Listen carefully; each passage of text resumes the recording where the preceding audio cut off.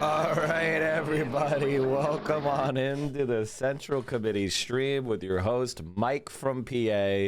We are live once again here on the Central Committee stream. Woo! It's Mike from Beijing. Mike from Beijing. Welcome on into the Central Committee stream with your host, Mike from PA. We are officially live once again. Just trim this a little bit, trim that down just a tiny bit. There we go. How is everybody doing today? I was finally able to start the reaction pod today, and I fucking love it. Did you subscribe on the Patreon? Did you subscribe on the Patreon? I did. Oh, nice. You look tired, Mike. I may have fallen asleep on the couch. I had a long. I've been working nonstop for a few days, chat. I was weary. The first thing is, I've scooped Hassan once again, and now he counter scooped me. That motherfucker. Man, I haven't fell asleep on the couch since high school. Your couch must suck. Your couch must be the worst. Just wanted to give a thanks for raiding Wake yesterday. Of course. Wilder is somebody who I feel like proves to you, is like, he is somebody who disproves the notion that people are purely who were in their immediate friend group. Some people just have a strong moral sense, a strong intellectual core, and they are leaders in their group. And I hope more people were like Wake. I wish more people were like Wake, you know, in the streaming space. So the guy's he's a cool guy, and he's funny. Wake is literally the Chad guy. Honestly, Wake has figured out, like, he mogs all of the right wingers in their own like evaluations, but then he's like, yeah, but none of that's worth anything, which is like the ultimate double mog, right? Because people are like desperate to you know, submit to the Chad guy, and then he's like, but that's not what's important in life. Having a giant hog, lifting heavy, having a chin so sharp that you could cut glass, none of that is comparable to being a good person. Mogged, double mog, also having a giant hog. My rule of thumb for non-political streamers is if Will approves someone, I approve them as well. That's a pretty good rule of thumb. I think I am narcoleptic. I fall asleep within 5 minutes of sitting on the couch unless hyper focused. No, that's called having a sleep deficit. Whatever you're doing in your daily habits, you're below what your body needs for sleep. Hate to see it. Anyway, thank you so much for the subs, everybody. Welcome in. Got that morning hype train. So what are we talking about today? It is well, the U.S. Navy is attacking more ships in the Persian Gulf and at the Strait of Hormuz. Trump orders Navy to shoot and kill boats laying mines in the Hormuz Strait. Oh, great. And the stock market is a little bit flat. NASDAQ down 0.5%. Mike, have you been keeping up with the Penguins getting dragged by the fly? Honest to God, I'm so embarrassed. I haven't been watching the series. Fuck, I need to start. I'll fix the Penguins. Oh, they're 0-3 already? Don't call it a comeback, baby. Don't call it a comeback. Don't call it a comeback. They're gonna come back. 4 in a row, baby. Woo! So that's on what, Saturday? Okay, I'm definitely gonna be watching that. HBO Max? Oh, Jesus. I need to watch more sports. Reverse sweep on the way. What was I saying? Oh, the Hasanabi New York Times thing. Remember how yesterday I was like, oh no, the optics. Remember that? Remember how I was like, oh no, the optics. Well, a bunch of dummies took shit out of context. They were like, Hassan is saying it was good to kill the healthcare CEO. No, he didn't. Then they were saying that shoplifting is good. No, they weren't. They were specifically talking about how there's a cultural moment, and they specifically talked about how it was a erosion of the social contract. Also, can someone explain to me how this guy supports himself? Legitimately, I'm curious. I'm curious. It doesn't make any sense to me. He appears to be like 50. He appears to be like 50 years old. I don't understand how you could support yourself with an average viewers of 17. I don't understand how that works. Only 600 hours watched. Holy shit. Like, how the fuck how is he alive? Because it seems like he's spending full time on this stuff. I don't get it. Why are you showing somebody who doesn't exist? I don't know. I'm just curious. I'm wondering if you guys could explain it to me. Because like I get if somebody is like posting a lot and like, you know, I try to inject themselves into conversations with other people, but it's like, bitch, you get 10 viewers. Like, that's crazy. My first stream on Twitch, I got like 50 viewers. How the fuck are you this unpopular? Albert Lucky is Hassan posting? Send it to me. Send it to me. Here is Nira Tandon.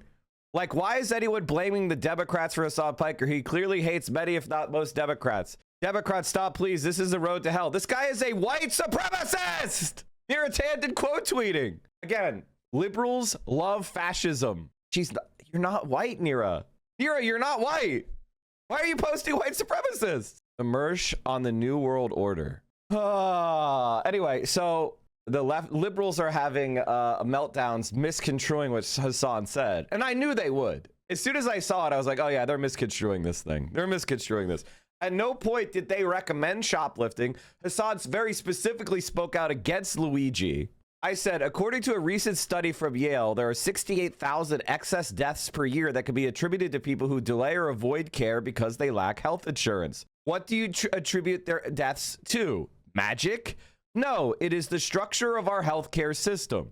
Piker's views on theft are bad, which is the conventional wisdom of regular human beings, which is namely, if you steal a candy bar from a corporation, nobody fucking cares, which is a very standard opinion. Now, we all know it's illegal, and if you do it, you'll get punished, but it's not your people, you know, it's not some sort of like deep moral opprobrium that is associated with forgetting that you had a pack of water bottles under your Target cart. Okay, that's his position on it. But they really do pale in comparison to his views on murder. That the important thing about Brian Thompson's murder is that the healthcare CEO are engaging in a tremendous amount of social murder through the structural violence of poverty. They are. The entire purpose of a health insurance CEO is to deny care for profit, which leads to people's predictable and preventable death. And different health insurance companies have different rates of denial, and the ones that have higher rates of denial have higher profits. So they're literally killing people for money who pay for their insurance. Suboptimal policy and business decisions have costs measured in human lives. That's exactly what social murder means. So why are you saying that? That's exactly what Hassan said. You said it again. That means you support killing Brian Thompson. But if you use that standard, you easily could have done something different to save a life, and you did it. Being a person in the U.S. with a 10K and not donated to GiveWell is social murder. No, because me having 10K is not the process that results in suboptimal policy decisions. Being a health insurance CEO who donates and influences public policy to create the suboptimal policy decisions is what causes the deaths, not me just existing with 10K. People, you are stupid. By the way, what she's trying to do here, she's so fucking stupid, is she's trying to say that being a Westerner is the same as being a health insurance CEO because we have privilege. This is what causes people to hate Democrats. This is what causes people to hate the wokes. It's always the centrist liberals because they're lying about you in order to protect the billionaires. She's trying to say all Westerners are guilty. Why? Her thing is she's a sociopath. She's a sociopath, so she says, yes, it's good. It's good to kill the dumb fucking subhumans and profit personally. So she's a sociopath, so she says, she's like, yes, I'm winning the system. And those subhumans who die deserve it because I'm superior. That's what she thinks, right? Now we're like, whoa, this is fucked up. Why don't we just tax these rich people a portion of their income and provide health care to every human being, thereby saving lives? What a fucking... And by the way, the only reason anyone's even talking about her because she's talking about Hassan. No one gives a shit about these argument people. They have no fucking juice. The most popular message resonates with the emerging abundance political economy story. Scarcity exists and the wealthy are insulated from its worst effects. The problem isn't necessarily caused by some elite conspiracy, but fixing it needs to be our priority. It absolutely is. You're part of the conspiracy. You're a hired shill of the fucking billionaires. That's what the Niskanen Center is. It's a libertarian think tank. You're paid to spread lies on behalf of the mega rich. That's a conspiracy. Here's what I will say about these groups. They need to be destroyed. I'll say what Piker won't. They shouldn't be legal. God, this is some fucking This is a fucking, again, this is why liberals, they're such liars. They're just lying. They're lying because they can't deal with the argument. They're lying because they're lying scum. And I will say what I support the positions Piker doesn't, which is we need a structural change in our society. And that means a lot of people who are currently paid to maintain the murder need to be individually and personally punished. In my ideal society, working at a Niskanen Center or Reason Magazine or whatever would be a life prison punishment. If you're taking money from billionaires to help support the deaths of billions, you should be personally punished. You are a corrupt liar. And that's it. And Hiker doesn't support that. I think that should be illegal to take money and lie for it. Fucking scum. God, they're the worst. Oh my God.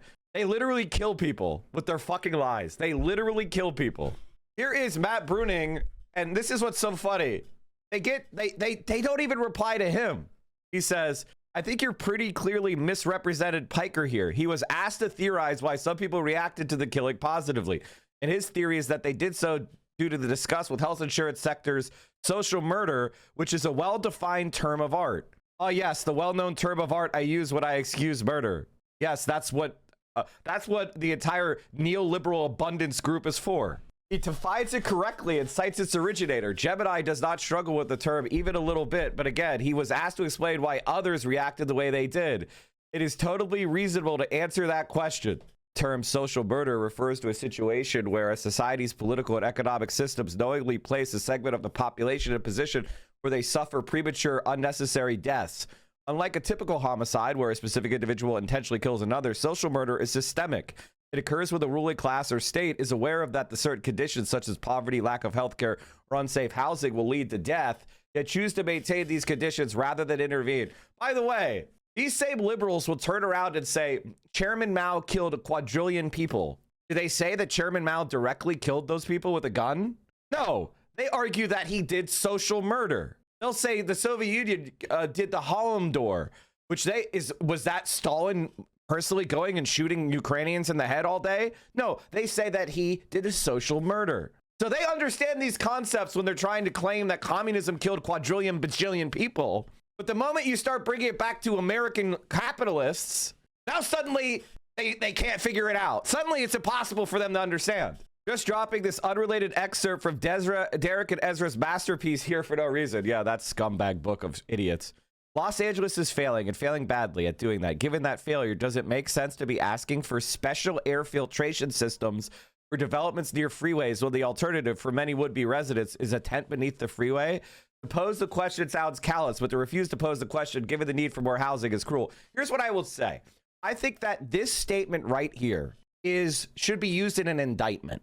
Like, I'm not kidding. If I was in control of the legal system, this would be probable cause, beyond a reasonable doubt, evidence of a crime. And I want to explain to you why. Because this is lying to kill people for the profit of capitalists is basically it. Everybody has HVAC systems are in every housing unit. The special filtration system they're talking about is a HEPA filter. We're talking about a couple $100 per unit per year. And it has substantial health benefits, meaning like significantly reduces the risk of asthma, lung cancer, other forms of chronic pulmonary disease. This is a significant benefit, okay?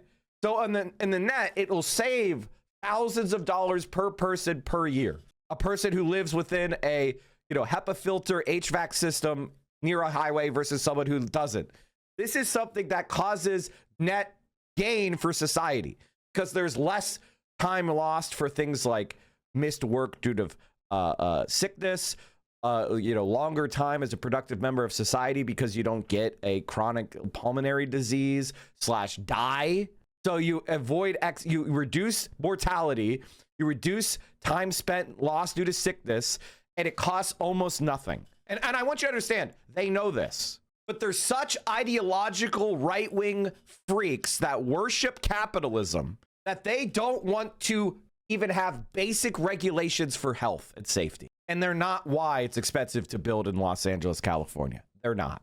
It is due to excess land value due to speculation. And there's obviously demand and the lack of the institutional investment in social and public housing. So there is way more demand than there is supply. And Los Angeles, I don't know if you know this, is highly desirable place to live. So like this, I mean, I think Ezra Klein and Derek Thompson should be imprisoned from this. It's no exaggeration to say that this statement is pure evil. I think one of the things that a lot of leftists, you know, listen, liberals, people who identify as liberal or people who identify as Democrats are obviously our number one recruitment target. There's no doubt about that. But it's also something to understand is that an ideological neoliberal is an enemy of humanity. All right. Like, I want you to understand that these people worship the algorithm of capitalism more than human flesh and bone. I absolutely fucking and this argument is stupid and they know it's stupid, but they're putting it out. They're putting it out because, and this is very important, they are serving the interests of capitalists, individual capitalists that they're being paid by. I mean, I don't know what else to say. This is a betrayal of humanity. And I, you know, as I say, I've become more authoritarian over the years because I've had these conversations with these people and they have contempt for you. They have contempt for you. They have contempt for the truth. They have contempt for anyone who isn't them. They are psychologically evil, and they're knowingly evil, knowingly so. You know, and that's why when I read the Abundance book, I found it to be such trash because even in their examples, it was a lie. The people that were blocking that social housing were conservative Democrats that aligned with them, not progressives, not lefties, upper middle class neoliberal scum that align with them, or rich scum. Also, if they make this argument about air filters, they're making it about plumbing. Yeah, they don't. Of course, they want you to live. They want the poors to live in flop houses. That's what they want. They want flop houses, which are basically single rooms without bathrooms, without kitchens. That's what they want. They want tenements. They want favelas. Exactly. Like they want poor people's living conditions to get worse, so the profits of the rich go up. That's what it is. They're wringing more profit out of the system by lowering your standard of living. That's what they're trying to do. And more people are going to be put in those lower class areas as well. Like, that's what AI is about. AI is basically trying to attack your labor power. And when you don't have labor power, then you have, what is your wages that you could command? The answer is nothing. You have no labor power. If you have no leverage, they will pay you subsistence wage. That's the plan. That's right. I mean, it's goddamn, my repliers are so smart. Holy shit, Jesus Christ. Like, legitimately, I hate these people. This term, the hang glider left. I think Sam Chris was posting about this before. I don't think I've heard this. I think that it's bad. Like, the hang glider. Like, I don't... I thought that was a more popular term, but maybe not. Yeah. I mean, I don't see what that's supposed to accomplish. Besides, like, causing the worldwide Jewish diaspora to feel more besieged, as well as Israel. So, not that Israel cares. I don't think Israel cares at all. But I think that... Well, I mean, in the wake of 9/11, there were leftists who proposed that, like, the U.S. basically had it. I think Noam Chomsky said something like this. Yeah. The U.S. basically had it coming. Hassan Piker said that. You're right. He did say that.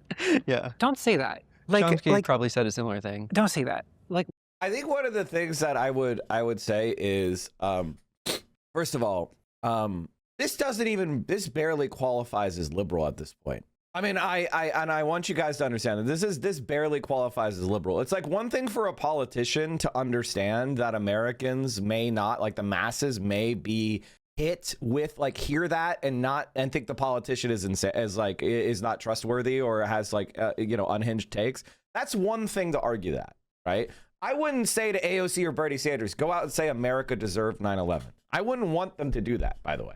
I wouldn't want them to do that because I think that would be bad persuasive. That would not persuade people. Their brains would, the amygdala would trigger, the fear that they experienced on 9/11 would come back, and they wouldn't be using their rational brain. I think the left does well when people are thinking with the rational brain, or we've given them a target or an enemy worthy of hating, right? That's what you have to do. And so let's just leave that aside for a second. But as far as an academic or a commentator saying America deserved 9/11 because that is the natural consequences of blowback in our foreign policy. And America can't Bigfoot around the world killing millions and not expect some sort of negative shit to come back to us. So if you want to avoid the negative shit, we should stop impeding on the rights of others, right? If you don't want to be punched, don't punch people, right? You know what increases your chances of being punched? Punching people. So if you walk around the streets punching people and then you get punched back, don't be fucking surprised. That's the argument. And Natalie, you are disgusting, bro. Like, holy shit, is she gross? Holy shit, is she gross? Noam Chomsky and Hassan Piker were not saying innocent civilians should have died. They're saying the American government's wanton abuses around the world have created the justification in billions of people's minds that the United States deserves a tax back. And when you examine what we've done around the world, it's hard to disagree that we are the criminal. But what is to be gained by saying that? Yeah. I think it's... What is to be gained? Again, this is what I'm talking about here. These people think you're stupid. This is what Natalie thinks she's better than you, is what the answer to this. The answer to this is, she thinks she's better than you, which is you're not intelligent enough to be talked to like an adult. She thinks that you are not allowed to be... And this is, by the way, the unspoken reality of American foreign policy discussion, right? There is a hyper elite class of people in both parties. We call them the foreign policy blob. Entry only provided to those people that are part of the national security or intelligence apparatus, or their surrounding academic and intellectual camp followers, right?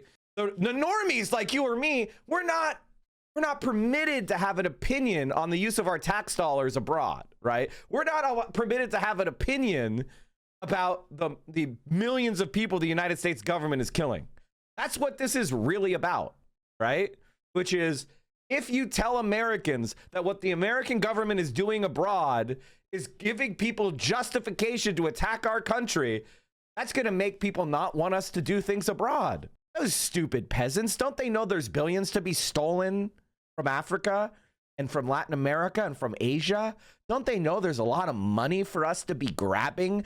And all we have to do is grind down a couple of these scum foreigners. What's your problem? You see them as human beings? They're tools for Natalie to get rich off of. How dare you treat them like human beings worthy of moral consideration? The more of them that's grind down, Natalie wins, so much the better, she says. I want you to understand that these people are fucking evil. And I use the word evil knowingly and intentionally. They are spiritually rotted. And everybody's too nice to them. Everybody's too tolerant of them. And, you know, as I said before, so that's the moral reality. So let's talk about persuasion, talking to people, being normal, you know. We now have sufficient facts to say that, but not everybody has those facts. And not everybody has spent time processing those facts. So how do we talk to people? And this is where Natalie Wynn is a fucking loser. Why did Noam Chomsky and Hassan Piker say that America deserved 9/11? Because 9/11 was a time when everyone's mind was shut off from fear and anger. And nobody was stopping to consider, why would someone decide to do this to us, right? If you got shot to death on the street, you know what the cops would do? You know what the first question a detective would ask? The very first question a detective would ask, if you were shot down dead on the street, you know what they would ask? Nothing, no. God damn it. Can you stop being a lefty LARPer for 5 minutes and be normal? Thank you. They would say, did this guy have any enemies? They wouldn't say, oh my God, I can't believe you would ask. I can't believe you would ask if this person had any enemies right after they were murdered. Are you saying they deserve to be murdered? And then what would you say if the answer to that question was, yeah, that guy's a child molester. That guy molested a bunch of kids. Would you then go, okay, well, now the motive makes sense. And you know, I kind of think maybe this guy deserved it. You know, it kind of makes sense if this, and then if it turns out that the guy who shot him to death was someone he raped as a child, would you go, oh my God, I can't believe you're saying that this guy deserved to die? No, you would probably say to yourself, I understand why. That guy committed a horrible crime against him. The motive is clear. I see why the murder happened. We should not allow pedophiles to walk the streets unpunished. You know, maybe we should stop molesting kids. You know, that's what you would say. You would still condemn the violence as outside of our system. It is dangerous. A bystander could have been killed. You know, we have a process to confirm guilt. It's bad to shoot people down dead on the street, but you would understand, like, hey, the system failed this guy and he took revenge the only way he could. Now that's American foreign policy. America kills kids and molests kids all over the world. And occasionally, if one of the victims of our crimes comes to America and shoots and does damage to America, it's not saying that Americans deserve to die who had nothing to do with the system, but you can understand why people have hatred of America, because it is the American flag our military carries when it kills people abroad. And the Twin Towers and the Pentagon, the places that were attacked, were symbols of American power, economic power, and American military power. All right? So you understand why they were chosen. Doesn't mean that it's justified to commit hijacking or murder or anything else, but you understand why that happened. And if you look at the myriad crimes America has committed abroad, you could understand why many people would see the justification and would support that act. So one of the ways to avoid that happening in the future is for the United States to stop committing crimes abroad. Even if, you know, leaving aside the moral necessity of not committing crimes abroad, have you considered maybe it causes blowback? And that was always the argument. And I think Americans are mature enough to hear it. Natalie thinks you aren't. And the reason why Natalie thinks you aren't is because she supports grinding under the subhuman foreigner. She's just too polite to say it. I'm not going to let you get away with this, Natalie. Explain to me why you think Islam is subhuman, you fucking scum. You said as much many times. Reformer, get out, Natalie, win. Like, it just antagonizes, like, so is there some, like, valid point in this? Sort of. I mean, why would you say it? But it has a valid point. Because it's a valid point, dumbass! I mean, like, you can certainly argue that 9/11 occurred as, like, blowback. You know, for Sure. U.S. Yeah. foreign policy. That's exactly what Hassan and Noam Chomsky said. That's exactly what Noam Chomsky and Hassan said. You said, why say that? And then you say it's true. Why say the truth, Natalie? Because it's the truth. For decades, right? Yeah. Like, there's truth to that. Yeah, we gave them the weapons. But also, like, remember that, you know, in New York City, you're talking to a bunch of people who, like, a lot of people know someone who was, like, I know someone who died on 9/11. I know someone who died on 9/11. I went to their funeral. You're offended on my behalf. Shut up. You don't know what you're talking about. Like, what are you saying? And I want you to know something. Dora Mamdani won anyway. Dora Mamdani won. People have been making 9/11 jokes for 20 years now, 25 years now. The first 9/11 joke was like 5 minutes after 9/11. Who are you clutching your pearls for? Some right-wing reactionary that hates everybody who's not a white man? Like, who are you clutching your pearls for? out of a flaming building as a result of this. And so saying, oh, they deserved it. Like, obviously that's not what... Nobody said that that person deserved it. You're now lying about what they said. They didn't say so-and-so guy deserved to die. They're saying that the crimes America committed abroad necessarily will result in crimes being brought here. People will, with vengeance in their hearts and good motivations of revenge, are going to come and strike at American power. If you want less terrorism, stop doing terrorism abroad. Do you think people will be flying here from Saudi Arabia to attack America if we were not destroying millions of people's lives in the Middle East? And that includes supporting Israel's settler colonial domination of the Palestinian people. Hassan Piker is trying to, like, he's not saying that everyone who was killed in 9/11, I'm being charitable here. I assume that he's not saying that everyone who was killed in 9/11 deserved it, right? like that's not the... We're definitely, this is going behind the paywall. That can't be the argument, right? I mean, the argument has to be that this is, like, you know, at the level of international relations analysis, we're describing this as blowback and a consequence in some ways of U.S. foreign policy, right? There's better ways to say that than that the U.S. deserved 9/11. Who exactly deserves what? I don't know. And I think the same thing is true.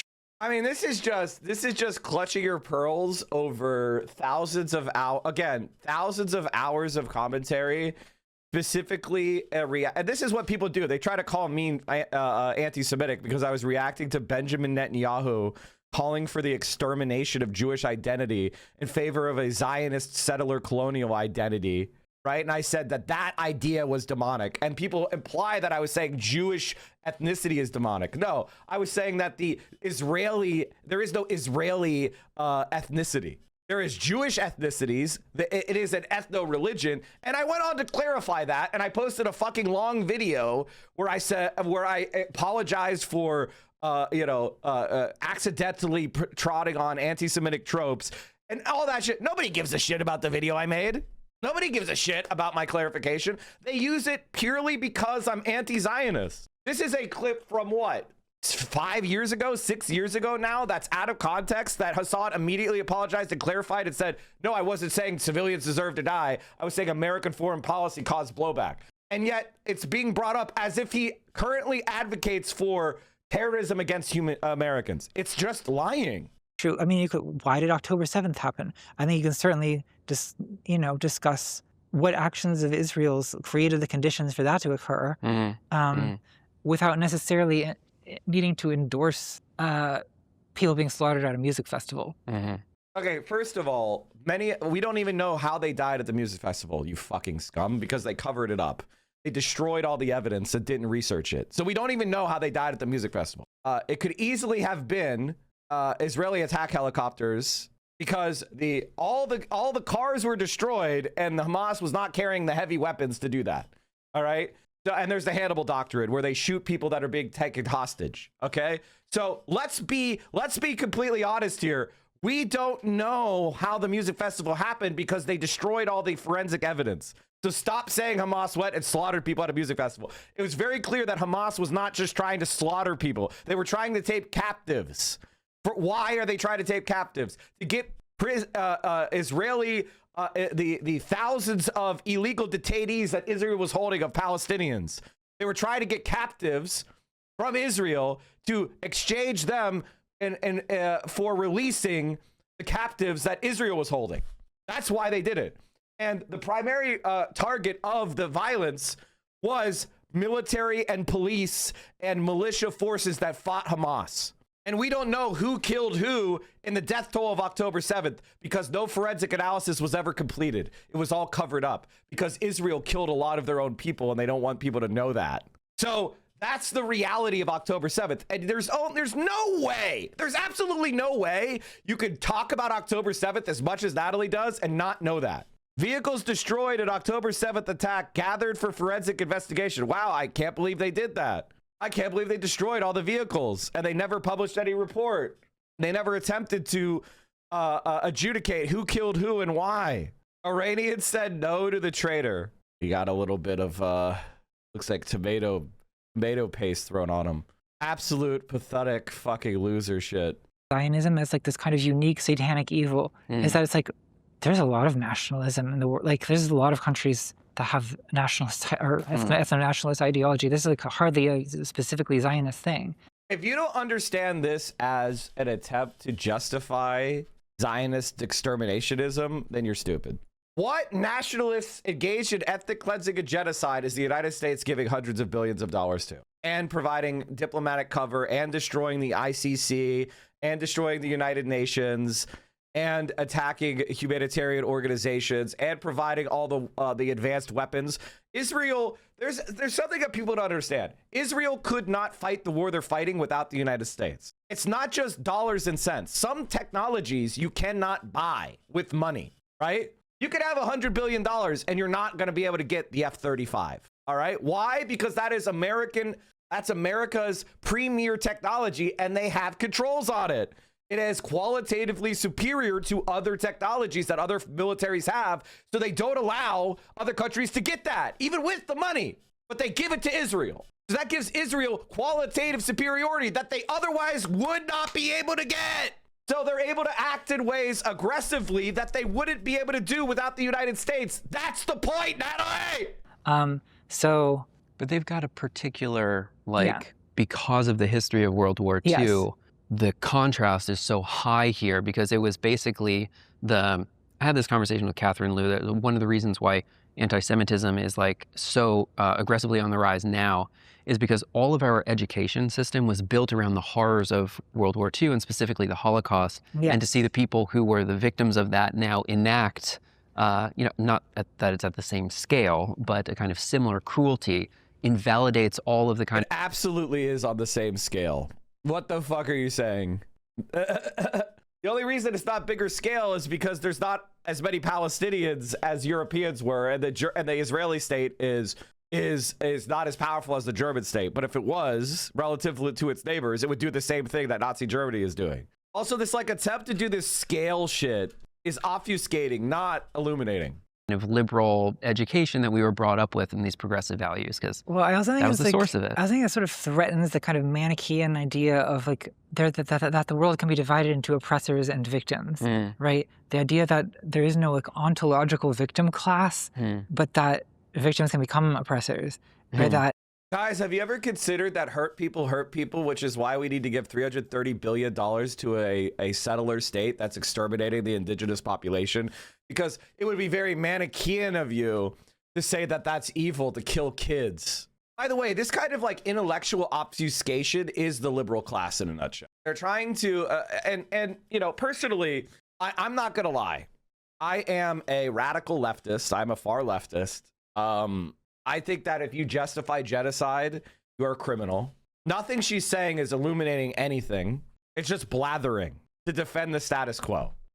You know, even worse, like a successful nationalist, you know, that a formerly marginalized or oppressed group. The only reason it's successful is because British and American imperialism underwrote it.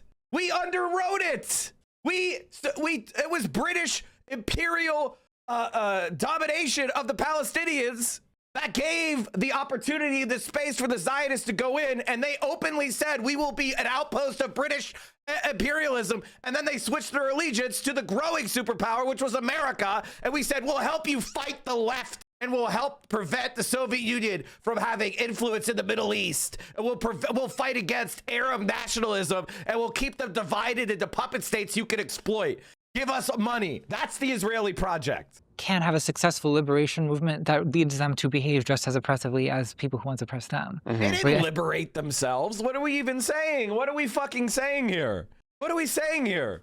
Zionism is not some sort of, it's not like they marched from Europe with their army after they beat the Germans and then established an outpost. This was an outpost of American power, and we're Americans, and I don't want to do this. I think it causes way more harm. I think it is wrong to dominate and dispossess people. I think it's wrong to do colonialism in the 21st century. Am I alone here? Now, we can't erase the crimes of the past. They are as indelible as the dirt, okay? They exist. They happened. But I don't have to do crimes today because of crimes of the past. What the fuck are you talking about? This is all blathering. I think is difficult to watch from a leftist point of view, because it suggests that like if we win, do we become oppressive? Right. Yeah. What an absolute moron. What a complete and total moron. What a vacuous pseudo-intellectual moron. Complete idiot. Per year, 68,000. I legitimately, you know, I think a lot of people look at me and they think that like, oh yeah, Mike's kind of like, you know, he's a social democrat, you know, he wants to do politics, you know, he likes Bernie Sanders and AOC and blah, blah, blah, blah. And it's like, no, I don't think it, if I were to try to explain it, I don't think it profits me to explain what I think in this specific area. Let me just say that it's all about preparing the ground. In order for people to accept socialism, they must first accept the label socialist. This is something that really comes back from my studies in undergraduate. I had a professor who is one of the key proponents of like identity theory of politics, which is like the idea that people operate around various shifting identities, and participation in politics is like a binary switch. You either do it or you don't.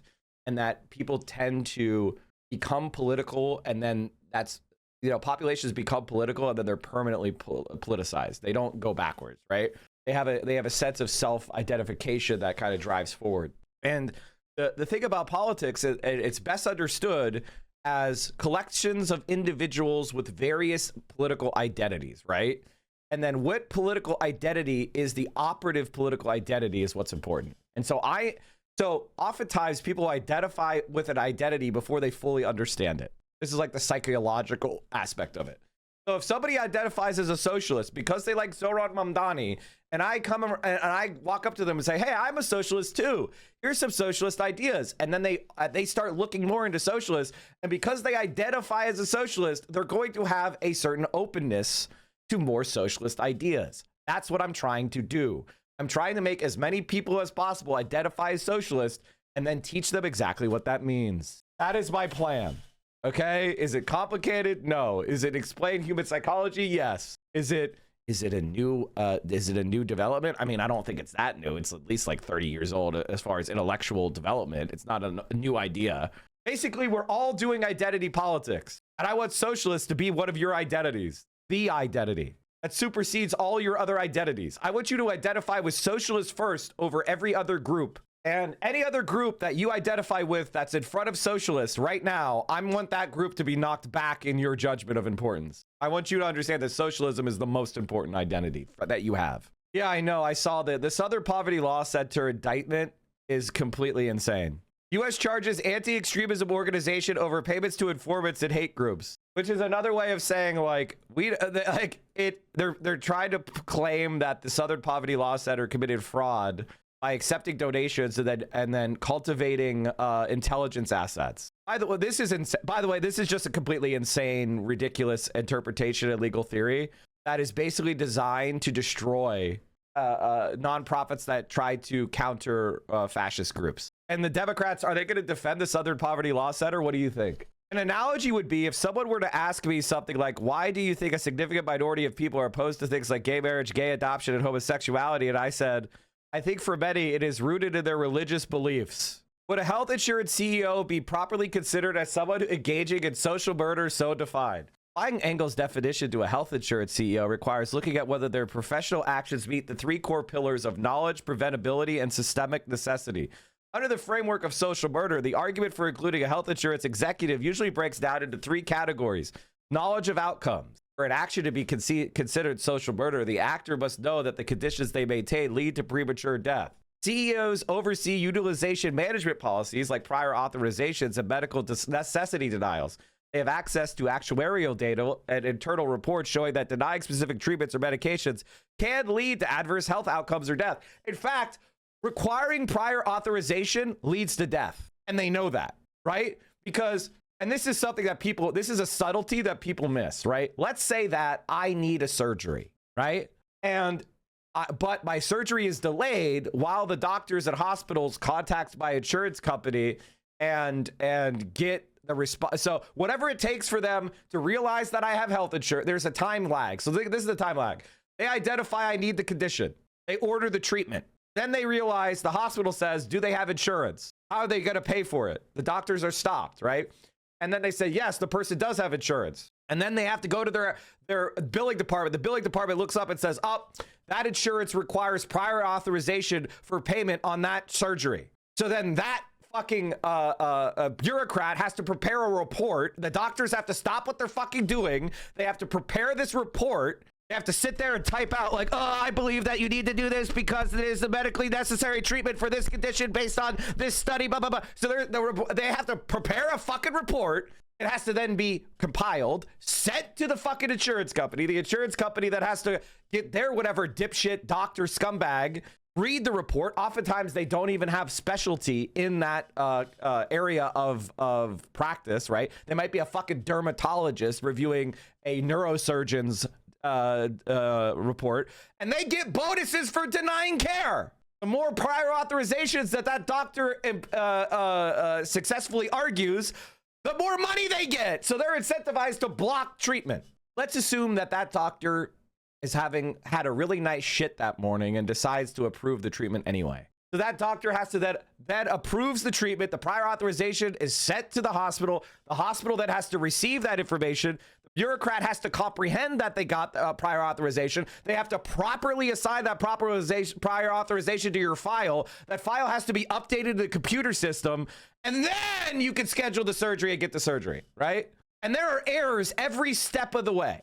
I'm going through this exhaustively because I want you to understand that even having a prior authorization system kills people, because in that time lag, conditions worsen, and a surgically repairable problem can worsen to the point where it's beyond the capability of the surgeons to repair.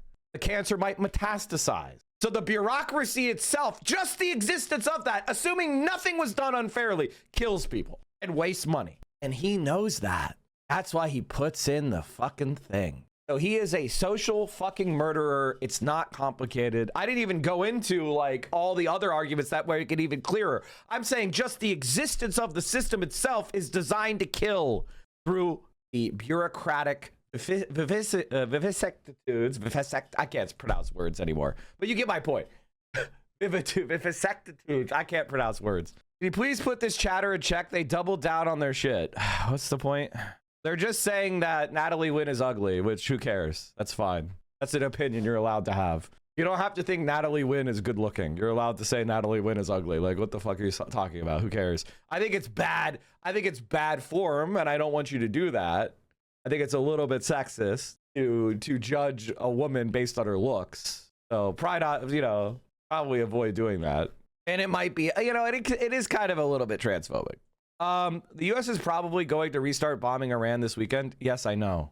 I work in healthcare. The infection, cancer, or injury can kill the patient before the lab's imaging required to order a procedure is complete. It's crazy. Yes, I know. Of course. But that's different because that's the process required to actually deter. Like, that's the problem of medicine, which is like we can only treat things that we are certain that we have to understand what's going on, and sometimes that requires collecting information, and the time it takes to collect that information kills people, which is why getting labs faster saves lives. Like, imagine all the money that we spent in like insurance company bureaucrats was instead spent on hiring more lab techs, or building more imaging machinery, or hiring more radiologists and radiation techs, right? That would save a lot of lives. So not only are we wasting money in healthcare that doesn't go towards care, it is a loss that could have gone into spending money on more treatment and more diagnostic tools. All right. I got off on a rant today about social murder. I don't even know if people care about what I just spent, but this is what I'm passionate about, which is like that liberals are truly and when I say liberals, I'm not talking about normal people. I'm not talking about voters. I'm not talking about Democratic voters or regular people. I'm talking about this type of person, a person that is a professional neoliberal scumbag commentator. They're evil. They're evil. They are evil people, and they know what they're saying is not true. And what Natalie Wynn or what the abundance people believe is it's not politically possible to force the capitalist class to pay more money. So therefore, I can lie about you. A 2024 AMA survey revealed 94% of physicians believe prior authorization requirements negatively impact patient care, while 23% reported that these requirements have directly led to patient hospitalizations. The overuse of prior authorization is a persistent obstacle that prevents patients from receiving quality care from their physicians. Often, prior authorization requests are reviewed and denied by insurance company representatives who lack the medical expertise to appropriately judge what level of care is necessary for a patient. This welcome legislation would require the reviewers to be physicians with actual experience in the field of medicine they are passing judgment over. Our patients deserve no less. So basically, what I just said, the AMA agrees. And like, one of the things that really frustrates me about this situation is, maybe it's because I'm of the age. I've been having these arguments for 15 years. And one of the things I noticed is a lot of the time I have arguments with people like Kelsey Piper, and they refuse to engage with the substance of what is being said. They read it, and they just ignore it. And then they repeat the lie again, right? They repeat the lie again. And so you have to, so the reason why I have such a, what you would call a strident opinion about what should happen to these kind of people is because I know they are scumbag liars who are spreading misinformation to kill you.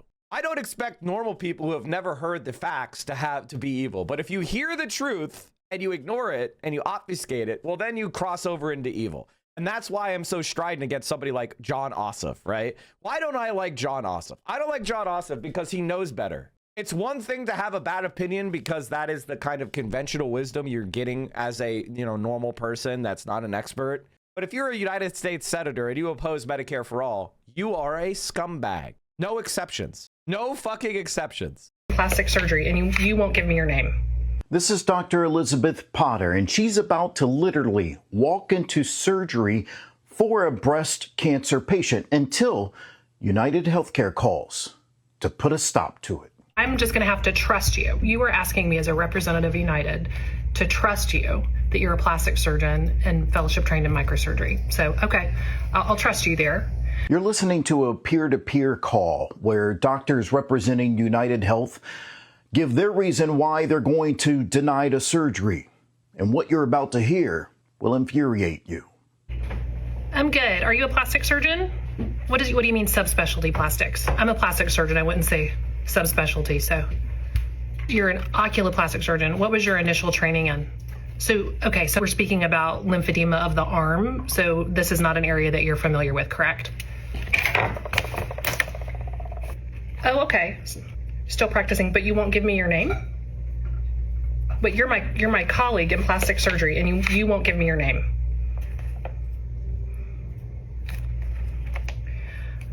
Yeah, I don't understand how it's connected. I understand that the CEO was murdered, right? But I'm your peer, and I want to have a conversation with a peer about a patient who has breast cancer and lymphedema, and I would like to know your name. How do I know who you are? How do I know that you're board certified and that you're a microsurgeon?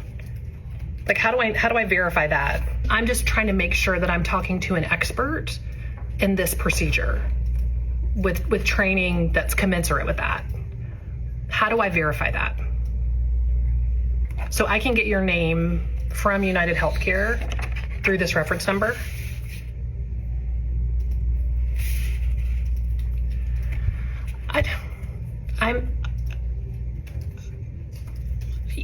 I'm so sorry that this is to protect you as a doctor. I'm really trying just to do the right thing as a patient. And I also personally have been subject to, threatening communication as well. I just want this to be the right thing.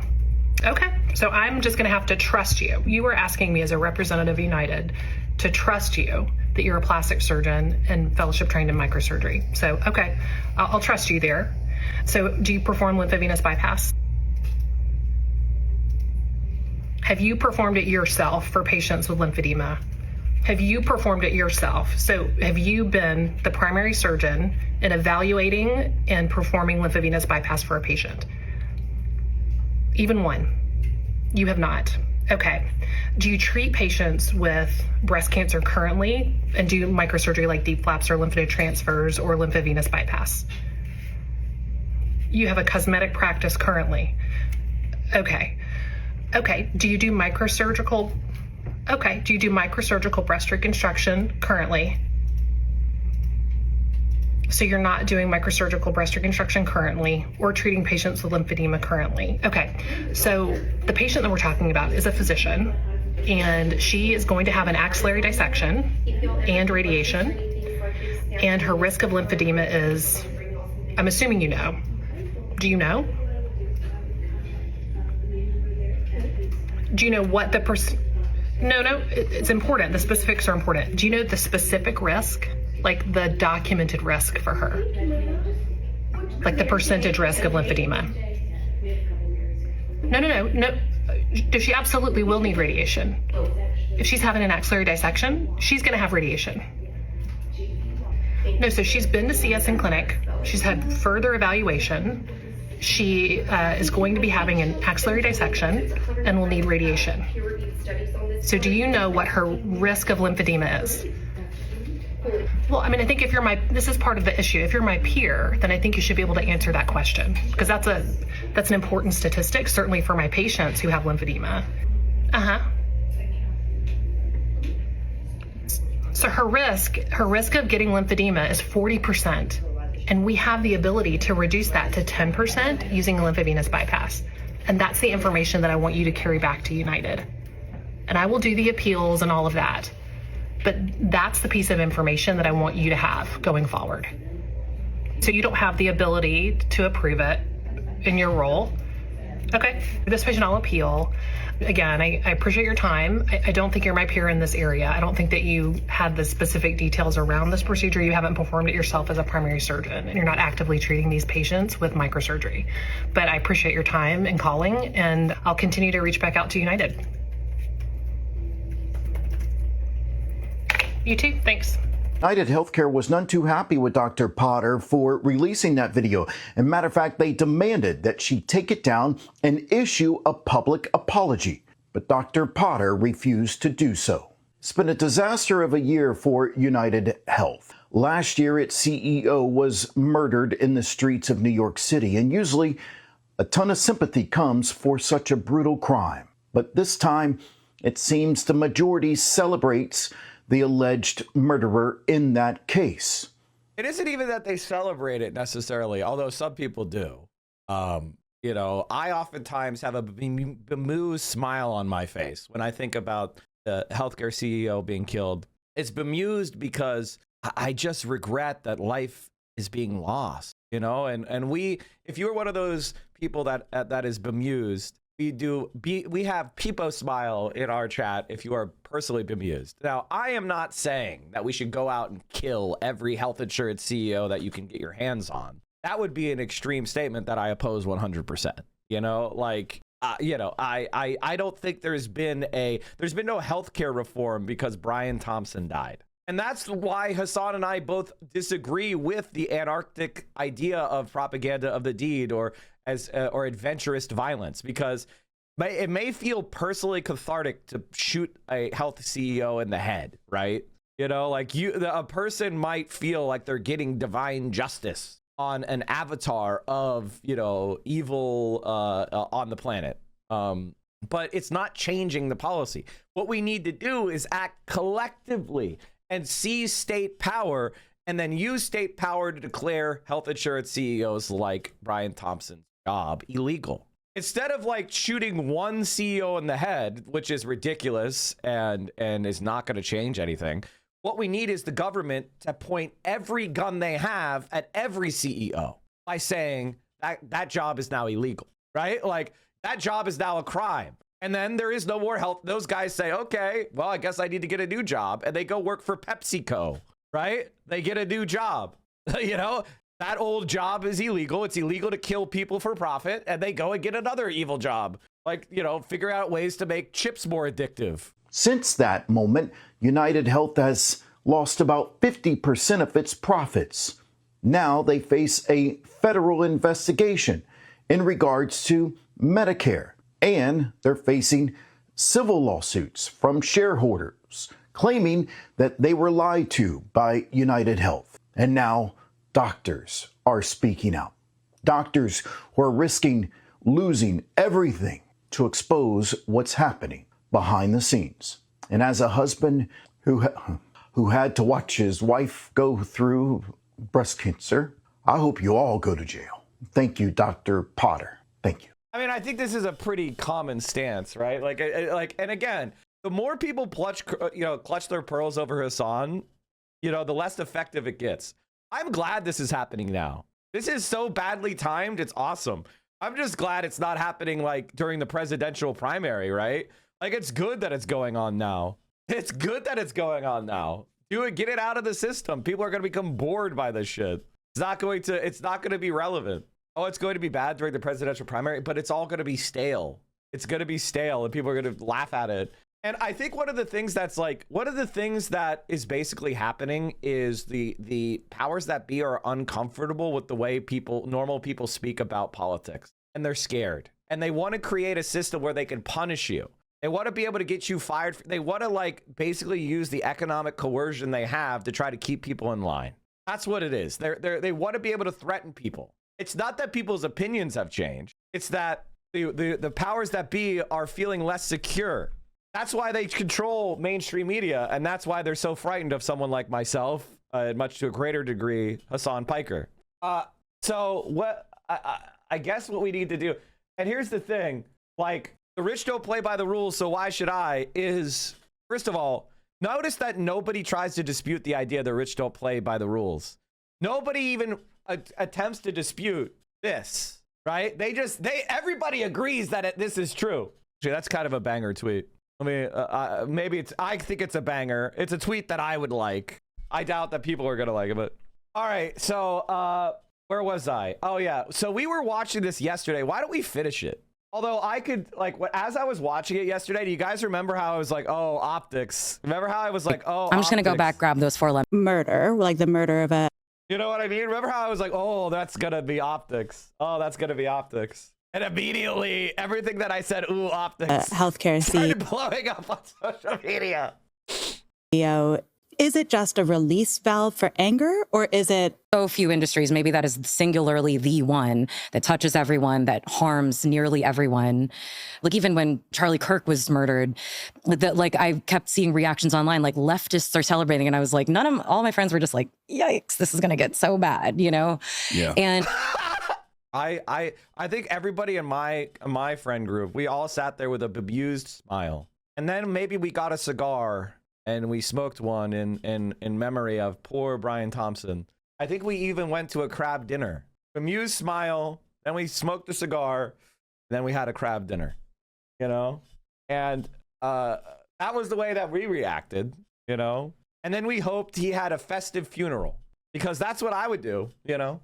I would want to have a dance. I want people celebrating the life that I lived, you know? Maybe with a dance. Maybe even with my coffin, a so-called coffin dance. And I don't think we've turned into a culture where murder is sanctioned. I think that we have turned into a culture where private healthcare is so profoundly immoral that people had a very particular reaction to Brian Thompson's murder, right? Like, I don't actually think... I don't think that people are saying go out. I don't think that normal people think it's a good idea to shoot people dead on the street. I don't think that's obviously, that's never going to be a popular opinion. Right? Like obviously that's never going to be a popular opinion, but I do think it's common sense that everybody heard about that and said, yeah, we know why he got killed. There was no surprise. It's to the motive. Necessarily that we have come to a place where targeted assassination is seen like, you know, I wonder with something like murder, like the murder of a healthcare CEO, is it just a release valve for anger, or is it actually effective political action? Has anything shifted in terms of healthcare in this country because of that? I felt enormously frustrated in the weeks following that every single, like I assumed, I don't know why I thought that Democrats would immediately take this up as pushing a sort of unified message towards universal healthcare. I don't know why I expected that. I don't know why I was disappointed that it didn't happen. Elizabeth Warren did it to her credit. Sure. But you know what I mean? I thought it would be, I don't know. Yeah. And I don't know why I expected that. But I do not think that it was effective political action. I do think it was an effective act of political consciousness raising, but I don't think that's action at all. I do think it was served up for someone to just spike that ball over the other side. And that did not happen at all. But I think, and I find that kind of one of the most egregious missed opportunities that we have seen in recent political history. I go back and forth on this. Do I think that Democrats are failing? Are they feckless because they're just bad at politics, or is it something more indecent, and that their fecklessness is simply cover for their ulterior motives, which is participating in this grand design? They're funded by the same corporate lobbyists that Republicans are funded by, especially when it comes to private healthcare providers. And they have a vested interest in the continuation of private healthcare. There is consensus in American politics when it comes to the continuation of the private healthcare system, that the system must be private. This also touches on something that I wanted to address that you said. You were saying that, like, Americans are not used to murder, right? Like, Americans are not on board with murder. I kind of wanted to push back on that at the moment, because I do think we are a profoundly violent culture. In some ways, Charlie Kirk's assassination was not unique. School shootings are happening all the time. And we have actually decided almost collectively that it's just another another byproduct of American existence. I mean, I know part of the issue is that Americans have lost a lot of trust in their government. I have this other statistic here that in 1964, 77% of Americans trusted the government. In 2025, 17% of Americans trust the government. And yet it feels like there's some political action that feels hopeful, like Mamdani's policies for New York. Is this kind of change achievable through the mechanism of politics? Does it line up with Mamdani's politics? Absolutely. I think that this global design of capital that we have seems like a behemoth that is impossible to defeat. And that obviously discourages a lot of people from taking action. One of the immediate reflections is the fact that we don't really have a democratic process any longer, and people don't even have that confidence in the democratic process because the wishes of the masses are rarely ever represented by our elected representatives. There are many different instances where this has become reality. There was an election cycle that just took place only 2 years ago, where there was a genocide that was happening alongside that. And that was the perfect opportunity to show Americans that your voices do matter, right? And yet the Democratic Party chose not to lean into that real mobilization. 3,500 college campus protesters were arrested in the process. And now we write think pieces about why there aren't any college campus protesters. Where are the anti-war protesters over and over again? Well, it's like, we did it. The government succeeded in undermining the people's right to protest and the confidence that they have by refusing to listen to their demands. So they succeeded in that regard. However, while this system of global capital seems like a giant that is impossible to tackle, it's also very fragile. Part of this too is like, part of the way that this feels weighted on both sides to me is that if the material conditions of an average person's life are ameliorated by a redistribution of wealth, then the conditions become more possible to take time and take risks and organize. Exactly. That is exactly correct. That is why I'm in favor of trying to get social democratic reforms and trade unionist reforms now. Because if you only work 30 hours a week, you have more time for other activities like, I don't know, handcrafting your own spirits and knitting your own rags and maybe connecting the two at a single craft project. Okay. If you're like the more time you have that is secure, the more time you have to rest, the more energy you have to think, the more you're going to do. And by the way, if you connect all of those good things to your union, to your collective action, that inherently becomes a political space where the idea of proletarian versus owner is reified in your own mind, in the minds of everybody in the union. Everybody understands that there's a divide between management and the workforce, right? Everybody understands there's a division between the supervisory class and the fucking worker. Everybody understands the division between stockholder and stakeholder. Everyone gets it because they live it. And that's how they fight. And once you get used to fighting on that way, you hit class consciousness. Now, you know, Marxists in the past have complained that, well, trade union consciousness is where it ends. But maybe trade union consciousness is where it stops while much of the world is undeveloped, right? When there is a massive populations of surplus population that are desperate for any kind of living, then yeah, that's going to be competition against the fragments of the working class in the developed world that have claimed any amount of political power. What we need to do is help raise the productive forces of the entire world up so that everybody can see and live in such a highly productive society that it becomes clear that the capitalist class is unnecessary. So, you know, that's just the idea that I have, you know. Right? Like, I think one of the reasons, obviously, that these things that people don't have time to attend multiple weekday meetings, weeknight meetings, you know, organizing something in their community is because they have to work too long. They have to pick up their kids. They pay so much for childcare. There's no margin for anything. And I think you know, when you're talking about Mamdani, when there's a political program that is about improving, about giving people margin for individual pro-social, you know, civic action, then like, you know, a whole realm of possibilities and energy and ability and interest will begin to regrow. That won't be redirected into like, okay, here's my 7 minutes of downtime. Yeah. I'm going to use it scrolling or whatever, you know, not that I would know anything about that myself. Not that any of us have used our 7 minutes of downtime to scroll. And the thing with Zoran is that he does instill confidence in governance all of a sudden, because people for the first time ever see someone actually making that positive change, and it brings more confidence, and it creates an environment where people can demand more Zorans. That's why I always say I want to let 1,000 Zorans bloom all around the country. You know, because there are people like Zoran out there. They're and they're just waiting to be elected and waiting to come into a position of power and show the rest of the country that no, you can actually do things. You can do good governance. Yeah. I love that. So a lot of what we've been talking about is taking what little power we have and trying to make it bigger, trying to take back some of the power for ourselves. And so I just wanted to end by asking you, what's one thing that you think should be okay, but currently isn't okay?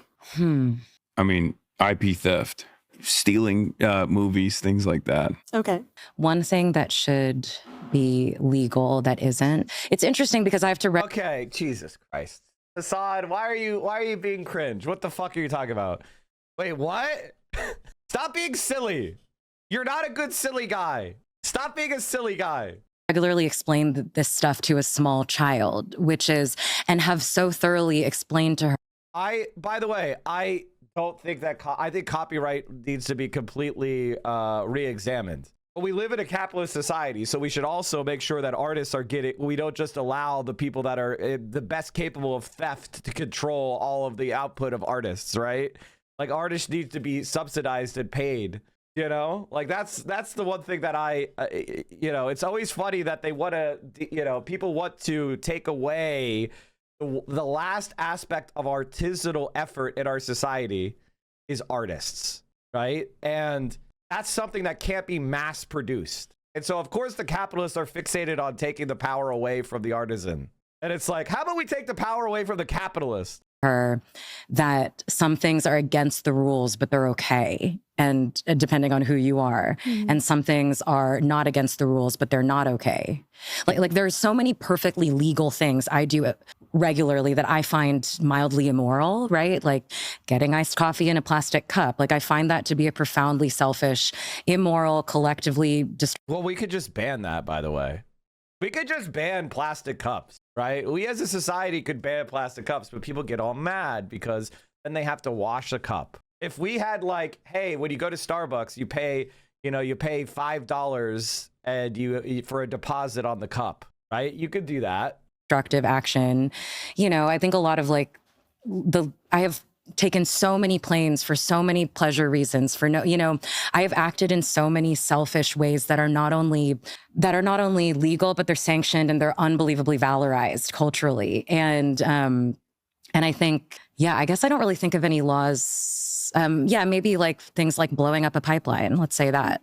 I really relate to what you were saying, Gia, of like, it is so hard to live ethically in an unethical society. And also there are so many moral compromises I make every day. I do so many immoral things. I am constantly acting in ways that don't align with my belief system and constantly like that's still thinking like a capitalist. Fine companies if their trash is found to be public and all of a sudden you'll see a permanent stuff, biodegradable, etc. I mean, that's a great point too, but that's still just a reform, right?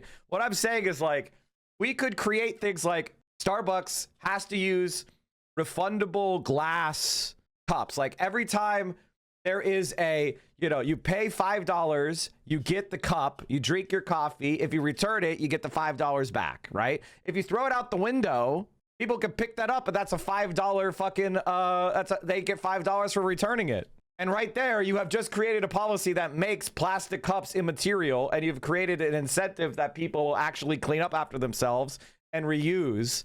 And there is no cost to the consumer as long as they just return their cup or keep using the cup. That was already a thing. We just have to update it for the 21st century. Now we know microplastics are incredibly damaging, so we have all the more reason to ban them. Having to justify that from ordering in food when it's raining out. Like, there are just like so many moments when I'm like, my comfort is more important than someone bringing me food through the rain, and it doesn't feel good. But it is part of living. I mean, no one's making me do that, but it is part of the way in which we. Well, of course. I mean, first of all, let me just say this. It goes back to our biology. We are evolved creatures. And sometimes biology and instinct play a part in our lives. And one of the things that is instinct is to be lazy, is to relax, to chill. If you're comfortable, if you're fed, if you're watered, then you chill. That's saving energy. Relaxation is part of biological instinct because excess activity burns calories, which then have to be made up for. So your body is designed to make you lazy. It is. Everything you do that flies in the face of that instinct has to be habituated. And you have to kind of trick yourself into believing, into doing those things. That's why it's a struggle. Your body doesn't want you to work out because it thinks that you're wasting energy that you're going to have a struggle to find. We didn't evolve in industrial society. We evolved as hunter-gatherer species, right? And we now live in an industrial society where we have engineered hyperabundance and our instincts are still behind, but we still subjectively get pleasure from satisfying those instincts. That's why food tastes good. Your body is rewarding you for getting food. There's a reason why sex feels good, because there's a biological instinct to reproduce. So how do you get the animal to do the sex act? You give them pleasure hormones in the brain. It's all instinct that came up from being an evolved creature. But that is also part of what makes our subjectivity. The abstraction of, performing out our instincts is still felt subjectively different. Not to be such a materialist, boomer or whatever. But what I'm trying to say is, instinctually, the idea of, hey, somebody's going to bring me food and I don't have to put any effort in, is incredibly gratifying to our monkey brain, because we are just apes. We are just up-jumped apes with delusions of grandeur. Okay? That's all we fucking are. Live in our society. And it's so incentivized. Mm-hmm. I mean, it's like splashed all over the subway ads. It's just like, ladies, be selfish tonight, you know? Like it's wild. Yeah. Mm-hmm. Misanthropic Mike. This isn't misanthropy. This is called reality. This is just what it is. Our brains evolved to having a little bit too much processing power. And in response, we have terraformed the planet for our own benefit. We've made this the monkey paradise. Well, for some of the monkeys anyway. Is one thing that shouldn't be okay, but currently is. So many things. Extraction of surplus labor value. Great, you went really silly with it. I appreciate exploitation. that. Yeah, anything above Mao. I think New York should charge people to park on the street, which, I mean, I park on the street, but I think that's just that's an access to. Oh, abso-fucking-lutely. Holy shit, abso-fucking-lutely. You should have to pay a lot of money to park on the street. Abso-fucking-lutely. Abso-fucking-lutely. And the reason why this is a good idea is because if you charge enough, then you incentivize people to densify parking structures. You create a price floor for the cost of parking that people might, like, I don't know, densify parking structures or, lower the amount of cars they have. Like, if you live in New York City and you have 2 cars, you might reduce down to 1. That's a good thing. Parking should be, cars are fucking terrible. Who gets that money? Society. I think it should be going into making sure, I don't know if you guys saw, but Elron just ordered a deep clean of the subway. Did you guys see that? The first ever deep clean of the New York City subway is now being done. I think I saw it. Why do I have so few reposts? I thought I reposted more things. I need to make sure I actually like videos I like, because I wanted to show you guys and I'm like, fuck, son of a bitch. I saw a TikTok and it was fucking awesome. I didn't like it. Son of a bitch. Son of a fucking bitch. I was like, this is the last TikTok I liked. Damn it. Not counting gang violence. Great. Counting or not counting gang violence. Great. That's every new hair reveal. Ling Long, what are you doing back here, man? I cook fish. The fan is not strong enough. It's not my fault. So this week, we're welcoming our newest systems engineer, Ling Long. This guy aced the technical interview straight out of China. Oh, this guy. All right, listen, I'm not in the engineering space enough to know what's being said. You know, I don't want to accidentally allow racial humor on my stream. Okay, what was I saying? Fuck. The thing is, like, I am the leftist that people claim they want, which is like, I'm very serious, overly self-serious, to be honest with you. I make my points from the position of, like, you know, political outrage and stuff. You know, the downside of me is that there's not enough levity in my presentation. That's like my flaw, is I don't make it fun enough. You know, we're not joking enough. So I try to do more of that. The thing is, Hassan, he goes the other way. He tries to be jokey a lot, and then people use jokes and they try to pretend like it's a serious point he was making. But it is funny how the centrists are gonna lose. I just wish AOC was more. I worry she's literally she's such a fucking Mr. Rogers neighborhood leftist, and that's so not what we need. It's so not what we need. We need to talk more about the Hormuzi. Good point. Iran now says it has collected its first toll in the Strait of Hormuz. It also released new video purportedly showing Iranian soldiers boarding container ships there. The White House says this does not violate the ceasefire because they are not U.S. or Israeli ships. I want to play an exchange, or one part of an exchange. I want to read you something else. And this has to do with Iran apparently boarding and seizing, taking possession of vessels in or near the Strait of Hormuz. This is how the White House Press Secretary Caroline Leavitt explained it. Does the president view that as a violation of the ceasefire? No, because these were not U.S. ships. These were not Israeli ships. These were two international vessels. And for the American media, who is sort of blowing this out of proportion to discredit the president's facts that he has completely obliterated Iran's conventional navy, these two ships were taken by speedy gunboats. Iran has gone from having the most lethal navy in the Middle East to now acting like a bunch of pirates. They don't have control over the strait. So she said, talking about it as blowing it out of proportion, but it was President Trump in a True Social not too long ago who said any Iranian who fires on us or at peaceful vessels will be blown to hell. So is it blowing it out of proportion or is it blown to hell? Which one do you think it is, Ambassador? Well, look, I think her comment was utterly incoherent. Not that I expect anything any different. I mean, what if those ships were Saudi, or what if they were Emirati or Kuwaiti or British or German? I mean, who knows really what the ship, where the ships were flagged. But the real point is, if you're going to have a ceasefire, that is not the kind of conduct we expect from the adversary. Now, Trump has also kept our blockade in place, and in fact, I think quite correctly extended it to a worldwide basis, which means the ceasefire. Iran seizing non-U.S. ships is not a ceasefire violation.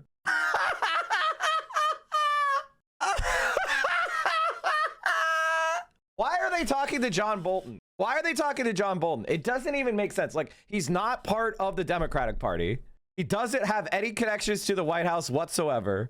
He's just this is the ideology of CNN, John Bolton. He has no connection to any group or power. Itself is incoherent, and I'm afraid that's also a pretty good description at the moment of the direction of U.S. policy. I think the president's lost. I don't think he knows what to do next. Who has the leverage in negotiations as the president extended this ceasefire now a couple more days? Who do you think has the leverage, and who do you think Iran thinks has the leverage? Well, I think perhaps most importantly, Iran clearly thinks it has the leverage. I wouldn't have started the ceasefire. The country that benefits from the ceasefire is Iran.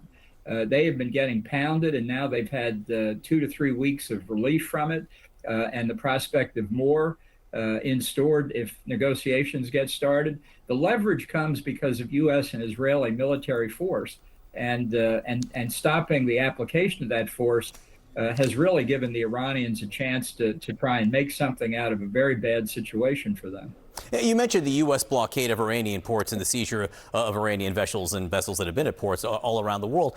How much pressure do you think that puts on the Iranians? How long can they hold out against this type of blockade? Well, I think it puts enormous pressure on, but I think in addition to that, and it's one reason I wouldn't have had the ceasefire, we've got to make the rest of the Strait, the rest of the Persian Gulf, safe for traffic from oil from the Gulf Arab countries. In other words, stop Iran from exporting oil, but let our friends in the Gulf Arab states, export oil to alleviate the global economic effects that the conflict is having.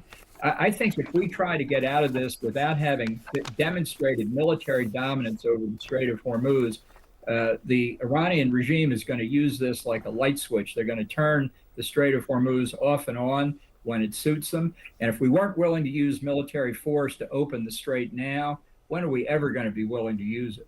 When it comes to the Strait of Hormuz, the IRGC releasing video around the seizure of 2 vessels yesterday, and it's pretty dramatic video. I mean, there's a lot of questions around whether this is valid footage. It looks more like, some kind of practice round.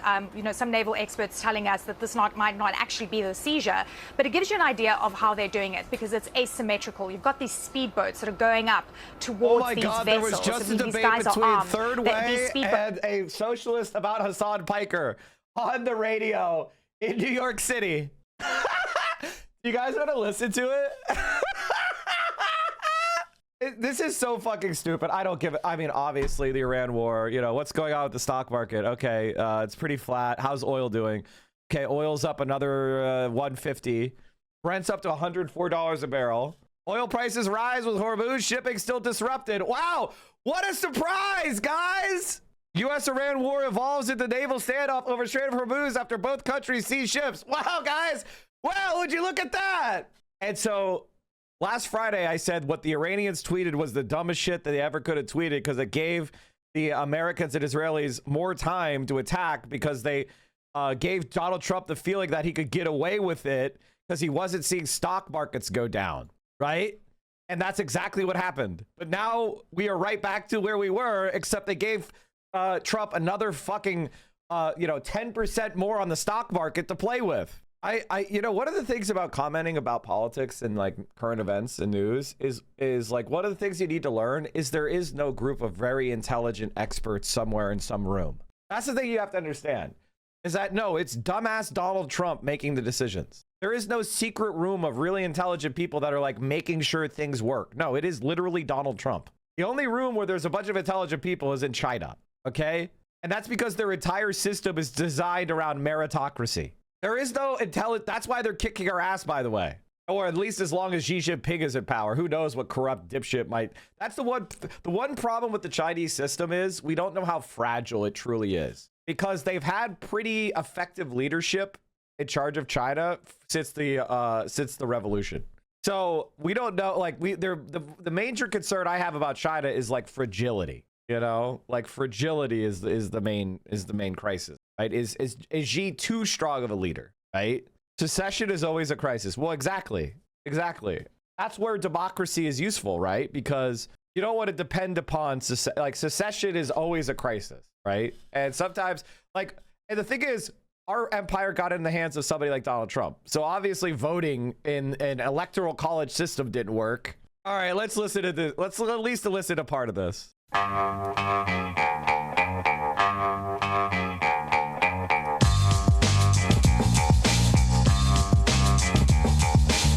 Brian Lehrer on WNYC. In this midterm election season and looking forward to 2028, one of the debates within the Democratic Party is whether or not Democratic politicians should be willing to appear on Hassan Piker's Twitch stream or include him as a surrogate at campaign rallies. For those not familiar, Hassan Piker is a 34-year-old leftist Twitch... Guys, by the way, can I just say this? We're winning. We're fucking winning. I think people they're kind of like, they don't realize how much we're winning by. You guys realize that I'm probably I might be like, let me just browse real quick. I think I may be like one of the largest legitimate political streamers on the entire website. I'm not saying that anybody bots, okay? I'm not saying that. But I'm number 1, 2, 3, 4, 5 right now. I routinely have greater than 5K. So I'm oftentimes the biggest stream that's happening. I don't know what this is. Who's TG Great Allen? What the fuck is this? So this is just a gigantic botting program. Cool. The number 1 stream right now Just Chatting is just a bot. Is botting. Hey, Twitch, can you ban this guy? Hey, Twitch, can you ban this guy? It's number 1 on your entire fucking website. Critical Role is streaming. They have 2.5K viewers. I want you to understand that, like, Hassan, like, you think that Hassan is big, and he is. Hassan is absolutely big. When Hassan goes live, he gets 30-some thousand, and we are unbotted. Almost every other creator that is the similar size to myself or bigger, who's not, like, a lot of them are not authentic viewership. We're not just winning. We are, I mean, like, Hassan, like, I am Hassan's friend at 20% of what Hassan does, or 50% of what Hassan does, and I am now one of the biggest streamers on the stream on Twitch. Do you understand that we're not just winning? We're absolutely fucking crushing. I see 6 more large streamers with 10K plus. Did they all block you? No, I have the English filter because I don't speak other languages. So I only have English. I have the English language filter, you know? So if you take that off, well, then I'm, and many of these are bot streams too, or like, you know, what can you say? Not legitimate content. Northern Lion. Now that's a streamer, folks. Streamer touted as a potential Joe Rogan of the left, that is, the host of a show that reaches millions of young voters, especially young men, who get their politics from podcasts and things like Twitch streams rather than conventional news media. Like Rogan, Piker's audience of an estimated 3 million swings young and swings male, seemingly ripe fruit for Democrats looking to win back a swath of party defectors. The problem for the party is that Piker is very outspoken in ways that sometimes get him labeled misogynist, racist, anti-Semitic, and anti-American. In a minute, we'll play a few examples. And this is just like nonsense. Like, do they do this shit with conservative media figures? Do you think they go and does the New York City mainstream media do this about Fox News, like Mark Levin or any of these other people? No, they don't give a fucking shit. They do way worse. They're calling for like the genocide of entire peoples. They don't give a shit. They say that black people deserve to go to prison wholeheartedly. That's not even a thing. But they go back 7 years for a clip out of context. Jesus Christ. Debate 2 questions. Is Hassan Piker a hater or a truth teller? And just strategically, is it smart for Democrats to go on his show or smarter to stay away? But here's a little more background. Early this month, Michigan Senate candidate Abdul El-Sayed, running in the Democratic primary, campaigned with Piker at the University of Michigan and Michigan State. El-Sayed's campaign said the rallies drew more sign-ups than any other event of his campaign. They also drew condemnation. One of his primary opponents, State Senator Mallory McMorrow, compared Piker to far-right white nationalist streamer Nick Fuentes. So appearing with Piker has become a 2026 litmus test of sorts for Democrats one way or another. Politico had an article about this recently that named 3 Democratic presidential hopefuls for 2028 who say they would appear with Piker. They were California Governor Gavin Newsom, California Congressman Ro Khanna, and former Chicago Mayor and White House Chief of Staff Rahm Emanuel. They're on the yes. And AOC has done the stream like a million times, so that's another thing to consider. All right, I just wanted to show you guys something real quick. So earlier this stream, I posted this, well, right before I went live, I posted this, which is, according to a recent study from Yale, there are 68,000 excess deaths per year that could be attributed to people who delay or avoid care because they lack health insurance. What do you attribute their deaths to? Magic? No, it is the structure of our healthcare system, right? This is the concept of social murder. Our society is set up in a way that we know that there are preventable deaths that will be the consequence, and we do it anyway, right? So I said this, and then, you know, as usual, people jumped into my replies, and most of the time they don't have anything to say, but I decided to reply because this guy pays for a blue check. How do I know? He only has 2,000 followers. Somebody has a blue check and they got 2,000 followers. They're paying for it. Okay. So That's funny.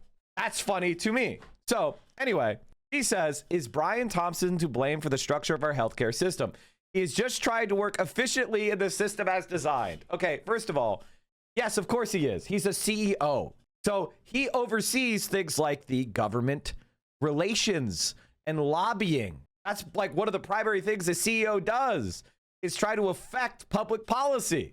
So leaving that aside, I replied, yes, he is. He personally worked to uphold that system, directly made decisions he knew would kill people for profit, and had the power to make other decisions. Hope this helps you, Fred. So this is typically what happens. Like, I decided to respond to a centrist because I wanted to have a public policy discussion, right, on the merits. This is why they don't do it. You're about to experience why centrists don't do public policy debate. Because the moment you start talking about public policy for real, they fucking have nothing to say and they lose horribly and it's embarrassing. So let's go down it. His reply: if you assign blame for murder for each person denied healthcare by UHC, then you equally have to assign blame for each person saved for having healthcare through UHC.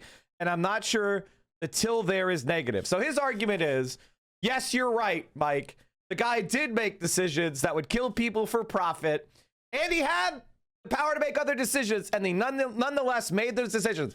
So he is guilty for social murder, but United Healthcare paid for some healthcare that saved lives, so therefore he deserves credit for all those lives saved. And what you can do morally is, if I save one life, I have the right to murder one person, right? So for every life I save, I gain a credit where I can now go murder someone else. That's how it works, right? Now, obviously, no one agrees with that. That's an insane position. If I save a life, I don't therefore get to balance the scales by going to murder a bunch of people, right? Obviously, that wouldn't be true. So that must not be what he means. I think what he's trying to say here is that I'm now making a different argument because he's so stupid that his argument is so dumb that just repeating it is so laughably dumb. So I'm going to try to give him a better argument. I think his argument he's trying to say is that United Healthcare as an institution saves lives, right? United Healthcare existing saves lives. Now, in a certain sense, that's accurate in the sense of, if people that wouldn't have been able to afford healthcare get healthcare because of their participation in the United Healthcare insurance program, and then their lives get saved, United Healthcare has contributed to that person's life being saved. But that's not the only reality we could live in. You understand that, right? We could live in a reality where we don't have United Healthcare at all. And that's what the study I cited was about. It was imagine an alternative system. Let's study what would happen if, instead of having a bunch of a patchwork of private health insurance industries focused on making profit, we had a single payer Medicare for all system. How much would that cost, and what would the health outcomes be? And the answer that the Yale epidemiologist came up with is it would save 68,000 lives per year and cost $450 billion a year less. I'll say that one more time. If we got rid of all of private insurance and we had a single payer Medicare for all system, it would save our economy $450 billion a year and save 68,000 lives per year. So that's the study. That's what I'm citing. That's the facts. Now, this guy is saying it's actually better to have United Healthcare. And what is his argument? His argument is, well, United Healthcare paid for some care. My response to that was, I blame the people responsible for decisions that lead to their death for profit, but I don't give them credit for care provided by health professionals. Those are the people who actually save the lives. Hope this helps, right? United Healthcare didn't save any lives. Doctors and nurses saved lives, all right? Those are the people that saved lives. United Healthcare didn't save any lives. They just took some of the money that should have went for care and kept it for themselves as an extra private bureaucracy that doesn't do anything except stand in the way of the money that flows to people who need care. No wonder you hate health care companies. You hate any attempt at honest accounting. And this is the centrist meltdown. This is what always happens. Have I been saying anything like I don't believe in accounting, or have I attacked the idea of accounting or done anything kind of anti-intellectual like this guy's saying? I said healthcare, and then I ignored this, which was an attempt to get him to bait me into being emotional, I guess, by making up something that doesn't even make sense. But I replied again. I said, healthcare financing doesn't require a private bureaucracy standing between the doctor and the resources. And then I asked him, is this the first time you've encountered a discussion on healthcare? And because honestly, I think he has never thought about it. I think he's never thought about it. And somebody asked you, Mike, why are you arguing with Claude Shannon, aka Cat Poop Burglar? The answer is because this is what every centrists rarely engage in policy discussion. Cat Poop Burglar accidentally did, so we're going to talk about it. This is why they don't do it. This is why they say Mike from PA and Hassan want violence. This is why they say we're anti-Semites. This is why they say don't talk to them, don't go on their streams, because they can't have public policy discussions. And so I got an opportunity to do one to a centrist, and it's funny to see how they react. It absolutely requires a bureaucracy to ration resources, be that public or private. We as a democracy have chosen it to be private. Now, this is obviously true. And this is what a centrist is forced to say.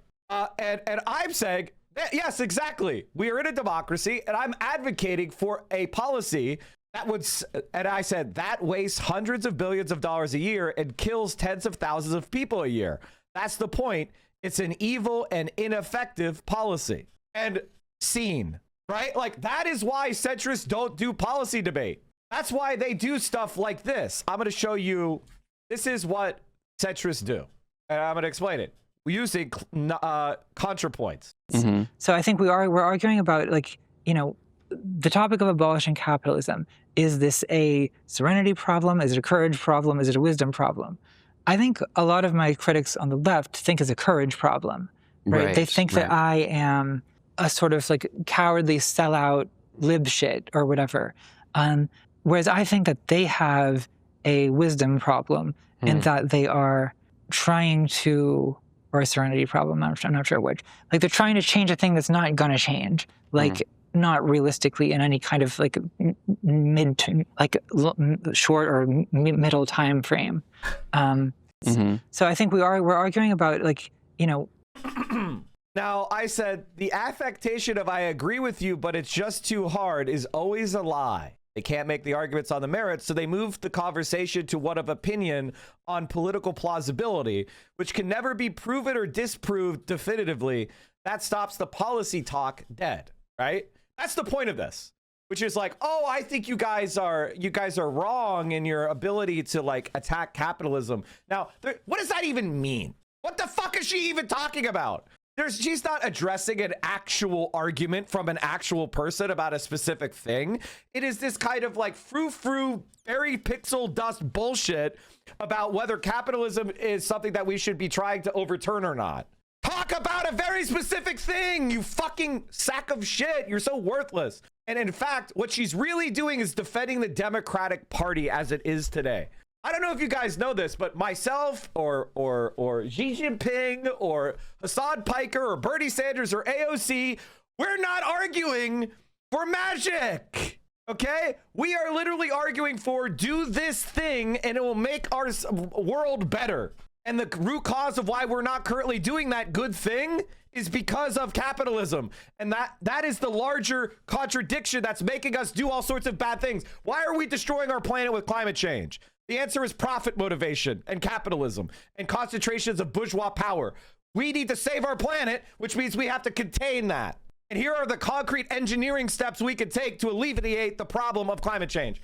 Why are so many people dying without health insurance and health coverage and health care? Oh, there's the structure of the private health insurance industry, which we can alleviate by creating a nationalized single-payer healthcare model, which will save 68,000 lives and $450 billion a year, right? We cite capitalism as an explanation. It is the material explanation for why the problems exist in the first place. It's not just that we want to overturn capitalism because we have some sort of moral opprobrium about profit or something. It is the cause of the problems that we face today and why they exist. And the solution is not more capitalism, which is the Democratic Party solution. That's the Republican Party solution. Their solution is more capitalism, more tax cuts, more markets. And our solutions are less of that. Democratic control, decommodification, rights-based economic distribution. That's the argument. That's the fucking argument, Natalie. And you're on the side of the status quo. And your defense of it is this weak, pathetic, solipsistic, sophistic bullshit that is not based on what we're even saying. I'm saying stop supporting Israel with money and there won't be a genocide. Natalie's saying, well, genocides happen in nationalism. There's nothing unique about Israel, blah, blah, blah, blah, blah. What about the policy of protecting Israel in the United Nations? What about the policy of sanctioning International Criminal Court judges to protect Israeli war criminals? Natalie, that's the conversation. It's not a conversation about some sort of frou-frou fairy dust revolution bullshit. You're the one making the topic stupid. And I'm sorry for yelling, but this is the politics of today. They talk like this because they can't argue on the merits. They can't, and they know they can't. They are serving the interests of the established power because they think they're going to get some crumbs from the table, or in Natalie's case, a visit from Hillary Clinton. And it's just boring. So why am I more of an extreme, authoritarian leftist? Because these people don't care about truth. They care about power. So the only way to deal with them is to get it. Anyway, there you have it.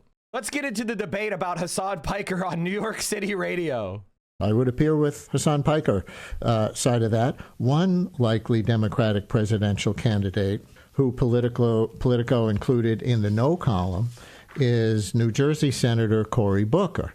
Booker affirmed that position when I asked him about it here last month. Here's that exchange. I'd be honest with you, I was not that familiar with this person until my staff came up to me and showed me a lot of the quotes that he said that seemed to me strikingly wrong and problematic, to say the least. And so I have lots of people, as you heard another caller, that I spend my time with and listen to and talk to. You know, I'm a person that's trying to heal and bring people together from different perspectives. So from what I've been presented by my staff, that's not somebody I want to sit down with. Senator Cory Booker here last month. A lot of the heat around Piker right now comes from the center-left Democratic Party-affiliated think tank Third Way. Last month, Third Way President Jonathan Cowan, who'll join us in a minute as one of the debaters, co-authored a Wall Street Journal op-ed arguing Democrats are too cozy with Piker. That was in the headline, citing his past comments on Jews, on 9/11, on Israel, and more. Third Way then sent a public letter calling on El Sayed, the Michigan candidate, to cancel rallies with him. That didn't happen. But the campaign did get other Democrats to publicly distance themselves from Piker, Cory Booker included. So that's some context for that. Piker, for his part, is not stepping away from the controversy. You might say he's leaning into it. Here he is in a Mother Jones interview last week on what all this attention from Third Way and others is doing for him. This is great for me. These guys don't even understand. This is the marketing campaign, pretty much. You got Fox News and corporate Democrats, AIPAC, ADL, Third Way, all of my enemies, all of the people whose politics I find to be repulsive, all these undemocratic forces in this country, all these fascist forces in this country are screaming from the rooftops. And now that you have that much context, let's hear some of what Piker actually says about the issues and hear our guests debate how to take it and what's good for the Democratic Party and for the country. Why not just invite Hassan on, Brian Lehrer? What the fuck? Why are you debating about Hassan's clips? Is he the president? Like, he's a guy. He's a media personality. Why the fuck is he not just on the thing?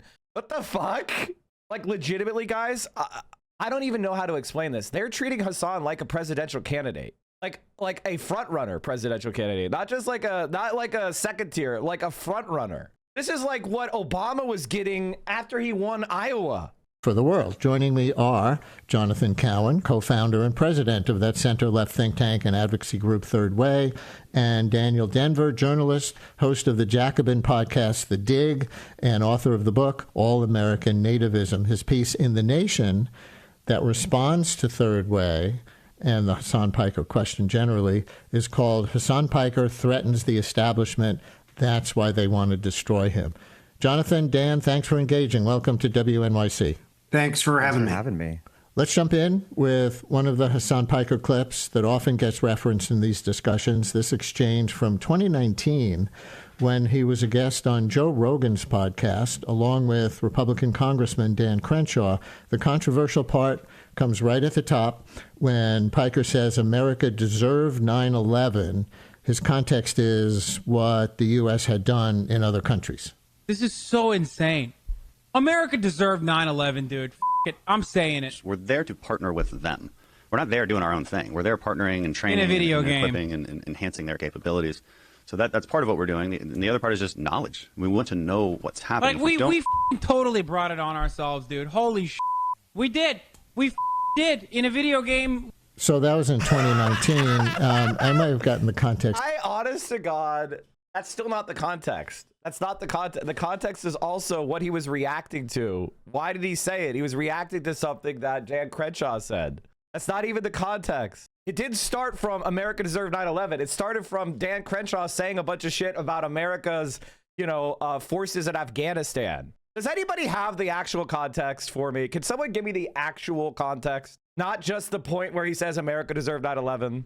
Jesus Christ. Slightly wrong. That might have been Piker just on his stream commenting on Daniel Crenshaw's appearance on Joe Rogan. But either way, Piker has since explained what he meant back in 2019 and that he didn't mean civilians ever deserve to be killed. For example, here he is speaking with John Favreau of Pod Save America just last week. That was me. Spend more time talking about these characters than the actual news. We've got to do something about Hoscourtism. We need to suppress Hoscourtism. Like, actual Hoscourtism is causing severe damage to the left. I'm not even kidding. This is not a meme. Hoscourtism has actually made people incredibly stupid to the point where I don't know that they could be recovered. Nuke Hoscourt. It's time. It's time. Hoscourtism is the idea that Hassan is a delicate little flower, and that if you discuss people attacking him, you're actually causing him to be attacked. And that they have the real and anybody who supports or defends Hassan is actually milking Hassan and hurting Hassan and causing more drama. That's the Hoscourt argument, which is it's bad that Mike from PA is popular and defends Hassan because by defending Hassan, he causes the drama. That is literally what they think. Now, that person said, y'all talk about these guys more than the news. Now, I don't know if you know this, but this is WNYC. This is a major news network of New York Public Radio. Brian Lehrer I think he has multiple awards for journalism. Yeah, he has a Peabody Award. A Peabody Award is like one of the most prestigious awards in journalism, or the most powerful, enlightening, and invigorating stories in television, radio, and online media. Okay? This is one of the most prestigious broadcast journalism awards you can get, okay? So that's what I'm reacting to. I'm reacting to a Peabody Award-winning major NPR story on Hassan Piker between Third Way's Leader, which is one of the most influential nonprofit organizations in the world as far as public policy debate, okay? I don't know what more to tell you other than you got to get your brain fixed, man. Hassan is not just a little streamer anymore. This is the national political news. And I've been saying this, by the way, this is another example of Mike was right. I'm sorry for all you people that get butthurt when I say it. I have been telling Hassan that he is actually very important for years now, and that he should stop doing the I'm a small bean streamer, and that we need to start fighting back against all these slanderers. I've been saying it for years, and I've been leading the way by doing it first. Okay? But now he's being targeted by a senator, multiple senators, Third Way, the ADL. Like, why are you stupid? Why are you so fucking stupid? I need to know why you Hoscourters are so fucking dumb and think that I'm doing drama or something. What's going on in your head? What the fuck's going on in your head? I need to know. You're not his friend. I am.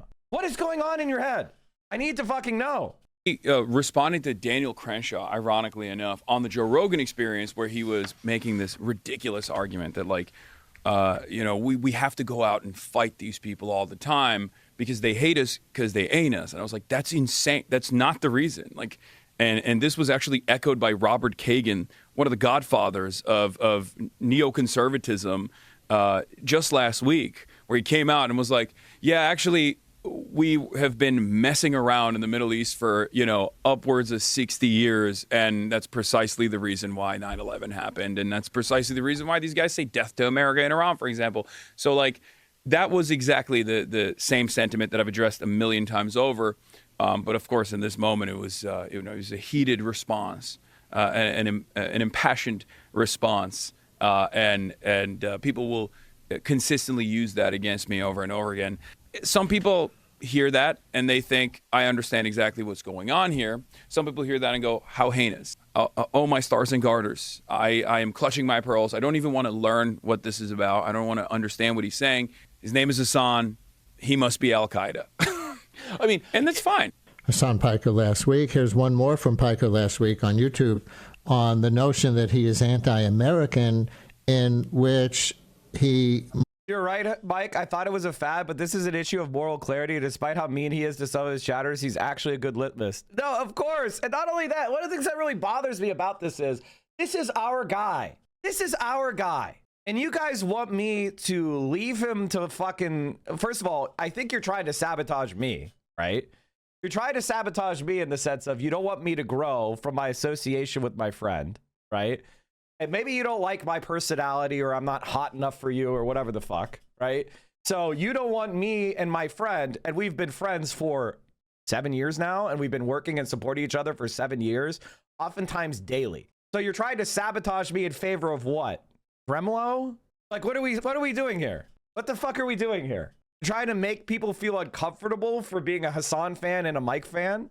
Like, what are we doing here? I'm going to defend my friend because, one, he's my friend, but more importantly, I like Hassan because of his ideas.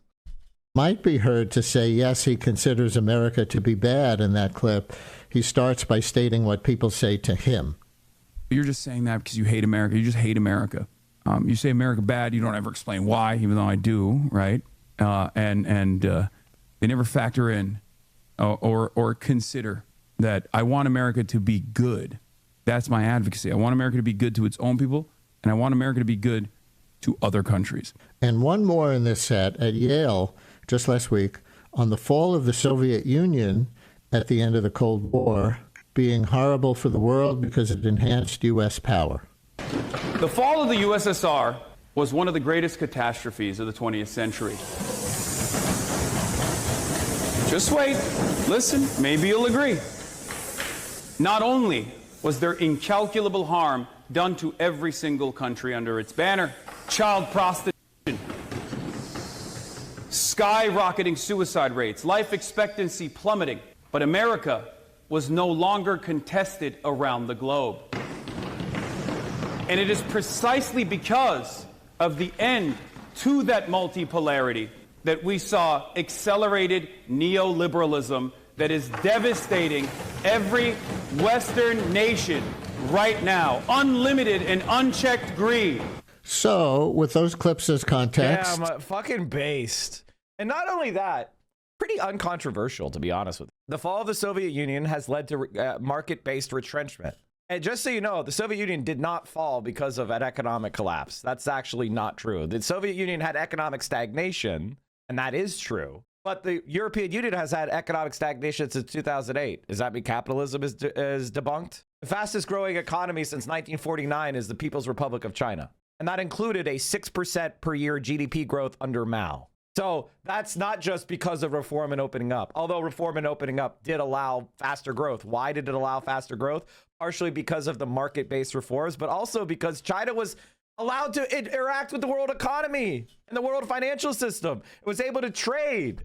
Was able to bring in experts and and develop its education system and develop its productivity and develop its infrastructure. So that's the reality, right? Does that mean that communist-led developmental socialism is the best system in the world? We're just going by the numbers. Now, every single, even the Nordics have seen neoliberal retrenchment. It's not like all Western countries have seen their social safety nets cut as the power of the left wing or communist alternative was dismantled. We aren't seeing liberalism ascendant. We're not seeing social democracy ascendant. We're not seeing capitalists saying, well, now that we don't have the threat of proletarian revolution hanging over our heads, we're going to implement more redistribution. They're cutting it back.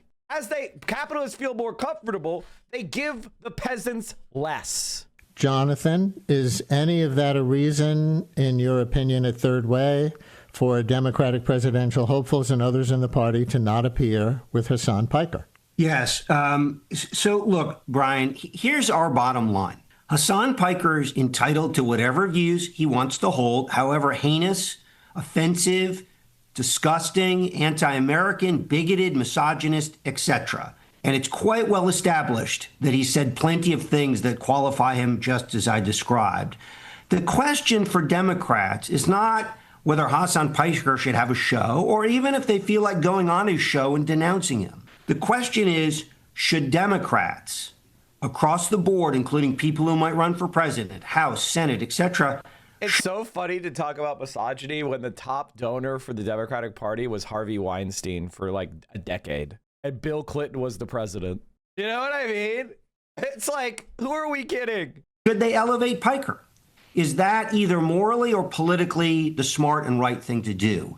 And I think morally it's clearly wrong. But as a political matter, whenever somebody, again, something I learned in law school, which I repeat often, is a professor would say, whenever someone says clearly, it's a key part of their argument for which they have very thin evidence. So anytime someone says clearly, obviously, etc., you should highlight immediately and then drill down and go, okay, what's the evidence? They said clearly, so it should be clear. What's the evidence? It should be a sign that imminent logical leap coming. Now, sometimes people say clearly and then provide you with very strong evidence, in which case that's very persuasive. But if someone says clearly it's immoral and then they jump over to something else, where's the immorality? You didn't establish the immorality, you fucking dipshit. Democrats are already seen too often as too extreme. Why would it make sense for Democrats to elevate someone this? Actually, the reason why Democrats are seen as too extreme, they're seen as too extreme on irrelevant issues that people do not understand in their daily lives, right? But I'll give you an example of that. Trans issues are the perfect culture war slop because very few people are trans. And so the number of people that don't know any trans people is actually quite a high percentage of the population. Or, and the other thing about transness is it can be stealthy. You may be talking to a trans person, but don't know they're trans because they pass. So unless we have a trans, we need to have a movement in favor of trans liberation in the same way that we had a movement in favor of queer liberation. And you know how we got queer liberation? By doing more confrontational politics. That's what coming out is. Coming out is a political act. I know that many of you guys are young, guys, gals, non-binary pals in the chat. Maybe you're young and you don't know that coming out is a political act. And it was intentionally developed as a confrontational decision within the community of queerness. It was, we need to have a coming out movement. Stop being in the closet and go to your friends and family, sit them down and say, I am gay. And I am openly gay. And either you support me or you're not part of my life. That's what coming out is. It is a political act. You put the people in your life on the spot. That's what it was. That's what it is. And that was what started to change people's minds because more and more people was like, I know a gay man. He's a cool guy. And there's nothing odd about him. And he has a husband or a partner, and they're just like you and me. And all this fear mongering and hate around gay people is bullshit. And more people got to realize, oh, I do know a gay person. And very quickly, the opinion on queer people, quickly in political time anyway, shifted the population's opinions until eventually a Republican-appointed Supreme Court judge by the name of Anthony Kennedy, lifelong conservative, was confronted with enough friends and colleagues in the legal profession who were openly gay that he decided that actually gay marriage is a constitutional right and voted along with a bunch of Democrats to make gay marriage national law of the land. And it was because of what? The coming out movement, the interpersonal, radical, political decision. Now, transness is something that is similarly stealthy. And so what are they doing? The right wing is fighting a culture war, just like they fought with gay marriage. In the beginning, chat, in 2004, George W. Bush ran on a constitutional amendment to ban gay marriage nationwide because a few states, namely Hawaii, I think it was Hawaii and Massachusetts, but somebody fact check, they legalized gay marriage through their state court system. And so George W. Bush was campaigned on a national amendment to ban gay marriage in 2004. And it's probably why he won, to be honest with you. Obama ran on 2008 on a civil union, moderate, blathering fucking position of cowardice, like being like, listen, I think marriage is between one man and one woman, but I think we should allow for legal rights for queer couples. Very cowardly bitch move of like, you know, refusing to make an argument on the merits, but still nonetheless advancing the ball in the favor of queer people. So you could say that he was lying, right? Because in his heart, he did support gay marriage, but he was doing the disgusting politician thing of trying to seek compromise so that he could win. And then when he ran for re-election, right before the 2012, during the 2012 cycle, Joe Biden came out and blurted out accidentally that they supported gay marriage. So Obama was first forced to like come out in favor of gay marriage because his vice president accidentally blurted it out. Okay? That's the history of that. Why am I bringing this up to you? I'm bringing this up to you for a very important reason. Democrats are afraid, centrist Democrats are afraid of the fight around trans people because they are cowardly losers and they like to lose to the right. Now, I personally think that Zohran Mamdani's position on trans people is the best. He is radically pro-trans in the sense that he's very pro-trans rights. But do you notice that the right wing has not been able to label him as some trans extremist and nobody talks about trans rights when they talk about Zohran Mamdani? Why is that? Because he's more radical on shit that actually people care about in their own fucking lives. So the fact that he's also pro-trans, that doesn't even come up because we're talking about free childcare. We're talking about freezing the rent. We're talking about keeping the buses fast and free. So not only does he have good views on trans rights, because he has better views on economic policy, that's what we talk about. That's what he's popular for. The culture war shit falls to the wayside because he has a strong economic populism. And so when people say the Democrats are too radical, what they mean is the Democrats care about irrelevant bullshit that doesn't affect my life. That's why she cares about they, them worked. It wasn't just the anti-trans argument. It was that Kamala Harris doesn't have any policies for you. That's why it worked. Radical, this extreme, who's this much of a bigot and an anti-American, why would you elevate them if you're trying to actually win back the White House, defeat the extremist in MAGA, and win majorities in the House and the Senate? It's actually insane, and no one has presented a shred of evidence that would make it make sense for Democrats to elevate Piker and his views. Daniel, your reply, and in the context of those particular clips, which, are about views of the United States. Yeah, first a general reply and then to those specific clips. The big picture is that this is a ginned-up controversy. Third Way and their allies want to shut down Hassan Piker because, first and foremost, they want to protect a militaristic, far-right Israeli government that's committing genocide in Gaza and waging war against its neighbors alongside the Trump administration. And on top of that, they want to defend a Democratic establishment against a voter base that has moved dramatically leftward. The voter base of the Democratic Party opposes Third Way's pro-oligarchy, pro-Israel agenda. And to respond specifically to those points, the America Deserved 9/11 line, that was a stupid thing he said and apologized for. But what he was referencing, as he explained in those later clips you played, is that our leaders for years lied to Americans about the historical context of 9/11, pretending that 9/11 just happened in a vacuum, that the U.S. was just minding its own business. Don't get me wrong, it was a horrific mass murder of American civilians, but it did not happen in a vacuum. It would not have happened if the U.S. hadn't been for decades engaging in wars and interventions across the Middle East. Third Way and establishment Democrats who are committed to more foreign wars are doing the American people a disservice to them by lying about this history. Do you guys think I would just make you listen to a debate that was dog shit? Do you guys think I would just make you listen to a debate that was pure dog shit? No, I wouldn't listen to that crap. Of course there's someone based in a debate. And I'm backing them up. In terms of the Soviet Union, it was one of the great catastrophes of the 20th century when it collapsed. First of all, it led to a huge collapse in living standards across the Soviet Union. This is well documented by scholars.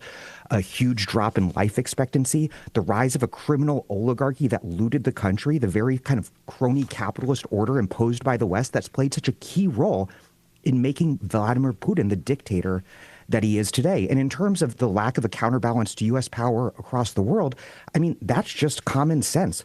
Look at Southern Africa, where the Soviet Union and Cuba fought against the U.S. and apartheid South Africa, who were attempting to maintain colonialism in Namibia. And what happens when there's not a counterforce to U.S. power in the world? We have the forever wars in the Middle East that, again, have played such a role in not only destabilizing the whole world, but here domestically in the U.S., making Donald Trump president.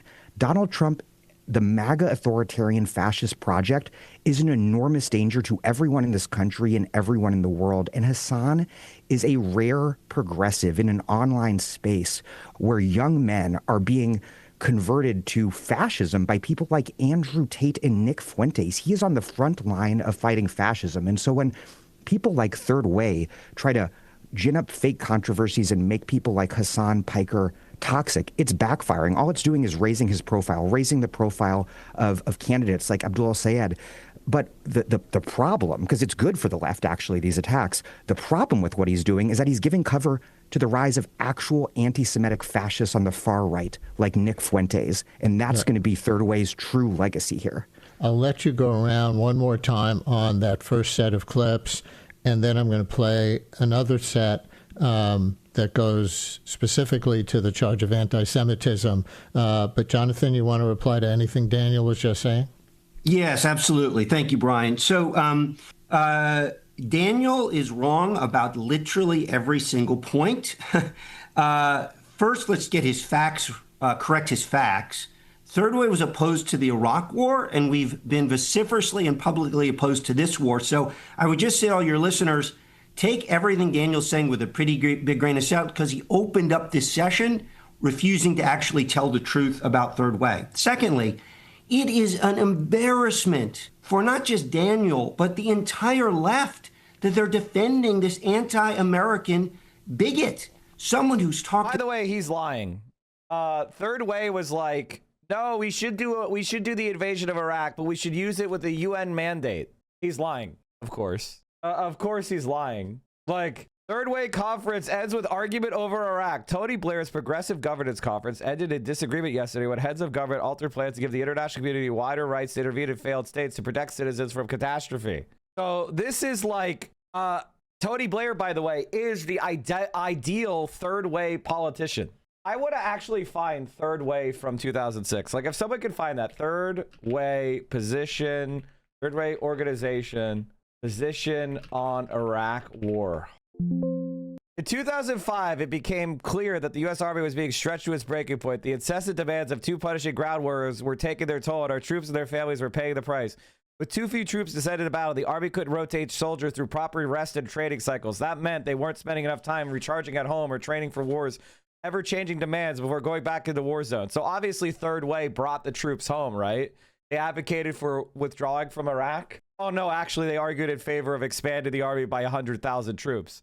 We put together a campaign to demand that Congress increase the end strength of the Army by 100,000 troops and persuaded a group of leading senators to introduce legislation supporting it. We orchestrated the press conference for the introduction of U.S. Army Relief Act of 2006 with then Senators Hillary Clinton and Joe Lieberman, a leading expert on military affairs, as well as Senator Jack Reed and Senator John McCain. Because of the high-profile co-sponsors that are report on the nature of the problem, the bill made a huge splash. Within a month, language increasing Army end strength by more than 80,000 became law as part of the Defense Authorization Act. This eased pressure on our soldiers and dramatically improved their rest and training schedules, and not a moment too soon, a number of high-ranking retired generals said that without the increase, the all-volunteer force would have quickly and resolutely unraveled. So they're saying we opposed the Iraq war by increasing the size of the Army by 100,000 troops so that they could stay in Iraq longer. Does that sound like when we did it with Joe Lieberman and John McCain and Hillary Clinton? The thing about Third Way is they are absolute lying sacks of shit. Okay, you have to understand that these guys are scum. They love to lie. about black people, gay people, Jews. I mean, I could go on down the list. By the way, third way didn't exist till 2005. Wait, is that true? We opposed the Iraq War and it didn't exist. AGS was folded to the third way in 2005 in the wake of the 2004 U.S. presidential election as a policy, messaging, and strategy idea center and think tank. We opposed the Iraq War and an organization that didn't exist when the debates around the Iraq War were happening. What absolute liars. The most offensive, outrageous terms. Let me just cite a couple of quick stats. A recent poll by Echelon Insights found which, by the way, the Echelon Insights poll, that's a former George W. Bush campaign worker. That's who founded Echelon. It is a far-right pollster. And the poll was laughably stupid. They did a push poll where they just attacked, they said Assad supported 9/11 and things like that. Like, it's just garbage. It's garbage lies. That's, by the way, that's what Third Way does. They generate these garbage lies and present them as if they're objective. Well, the polling is objective. To completely blow away Daniel's case. First, they tested a whole bunch of figures, Trump and Democrats and lots of people, long list of people. The only 3 people in their list whose unfavorables were double their favorables were Candace Owens, Tucker Carlson, 2 right-wing lunatics, and Hassan Piker. So he is anything but popular. Okay, by the way, let me just say this. Let me just say this about Hassan. That was he cherry-picked polling, by the way, because there was another poll that showed Hassan was very favorable, but they have been talking about him on Fox News. So what they're trying to do is drive up Hassan's unfavorables with the Fox News grandpas and then pretend that means he's super unpopular. These are the people that disapprove of every single person who's a Democrat or left of center or anything. That's the strategy. I've been talking about this for a while. It's a very boring strategy. It works very well for dumb people, though. That's how they do it. In the country. Second is, they asked Democrats and Democratic-leaning independents, do you think the party should move more towards the center or move more towards the left, or it's great where it is? 42% said Democrats should move to the center, only 24%. By the way, those kind of polls don't mean anything. They don't mean anything. And you know how I know they don't mean anything? Because they never verify what that means. They never ask the people, what do you mean by move to the center, right? Do you mean Democrats should cut taxes on the rich, should increase military spending, should increase police spending, should cut social welfare programs like Social Security? They never define what center means. It's just made up. Because the moment you actually ask them what that means, it turns out that they support far left policies. That's what Third Way is entirely structured around, obfuscating. The only, and I will be completely honest and fair, the things that Americans like, that the left doesn't like, cops and the military. And they're proud to be American. That would be the main distinction between somebody who's like what I would consider a lifestyle leftist and like a regular human being in America that exists, right? If you said that, oh, so-and-so is a veteran, 85% of people would think that makes that person they would be more likely to support that person in an election, right? If they were a veteran, it's something like that, right? So, you know, that's why I don't bother, you know, clutching my pearls and going like, oh my God, I can't believe so-and-so is a veteran. I hate them now, because that's an embarrassing. That means you're out of touch with like regular human beings. Regular human beings do not consider being a veteran to be a bad thing. Now, you could argue the American empire has done a lot of horrible shit abroad, and you'd be absolutely right. But how do you get American empire to stop doing horrible shit abroad? Is it by attacking the people that are arguing in favor of America stop doing shit abroad because they're a veteran? Or is it by insulting all veterans on your social media? Like, what's actually going to cause America to stop doing atrocities?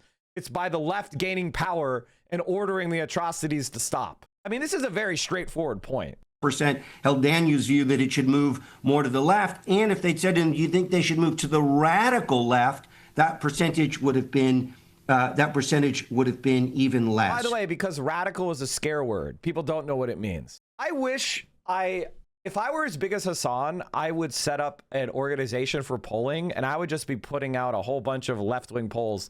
And I know exactly how to write all the questions to get all sorts of fucking left-wing answers. I wish we had I mean, they are starting to do it in Drop Site, but they're not biased enough. We need a biased left-wing group. I like Drop Site, but I don't want them to become like so obviously biased. We need a biased left-wing group that puts out a bunch of like bullshit that I cook up, but I don't have the money for it.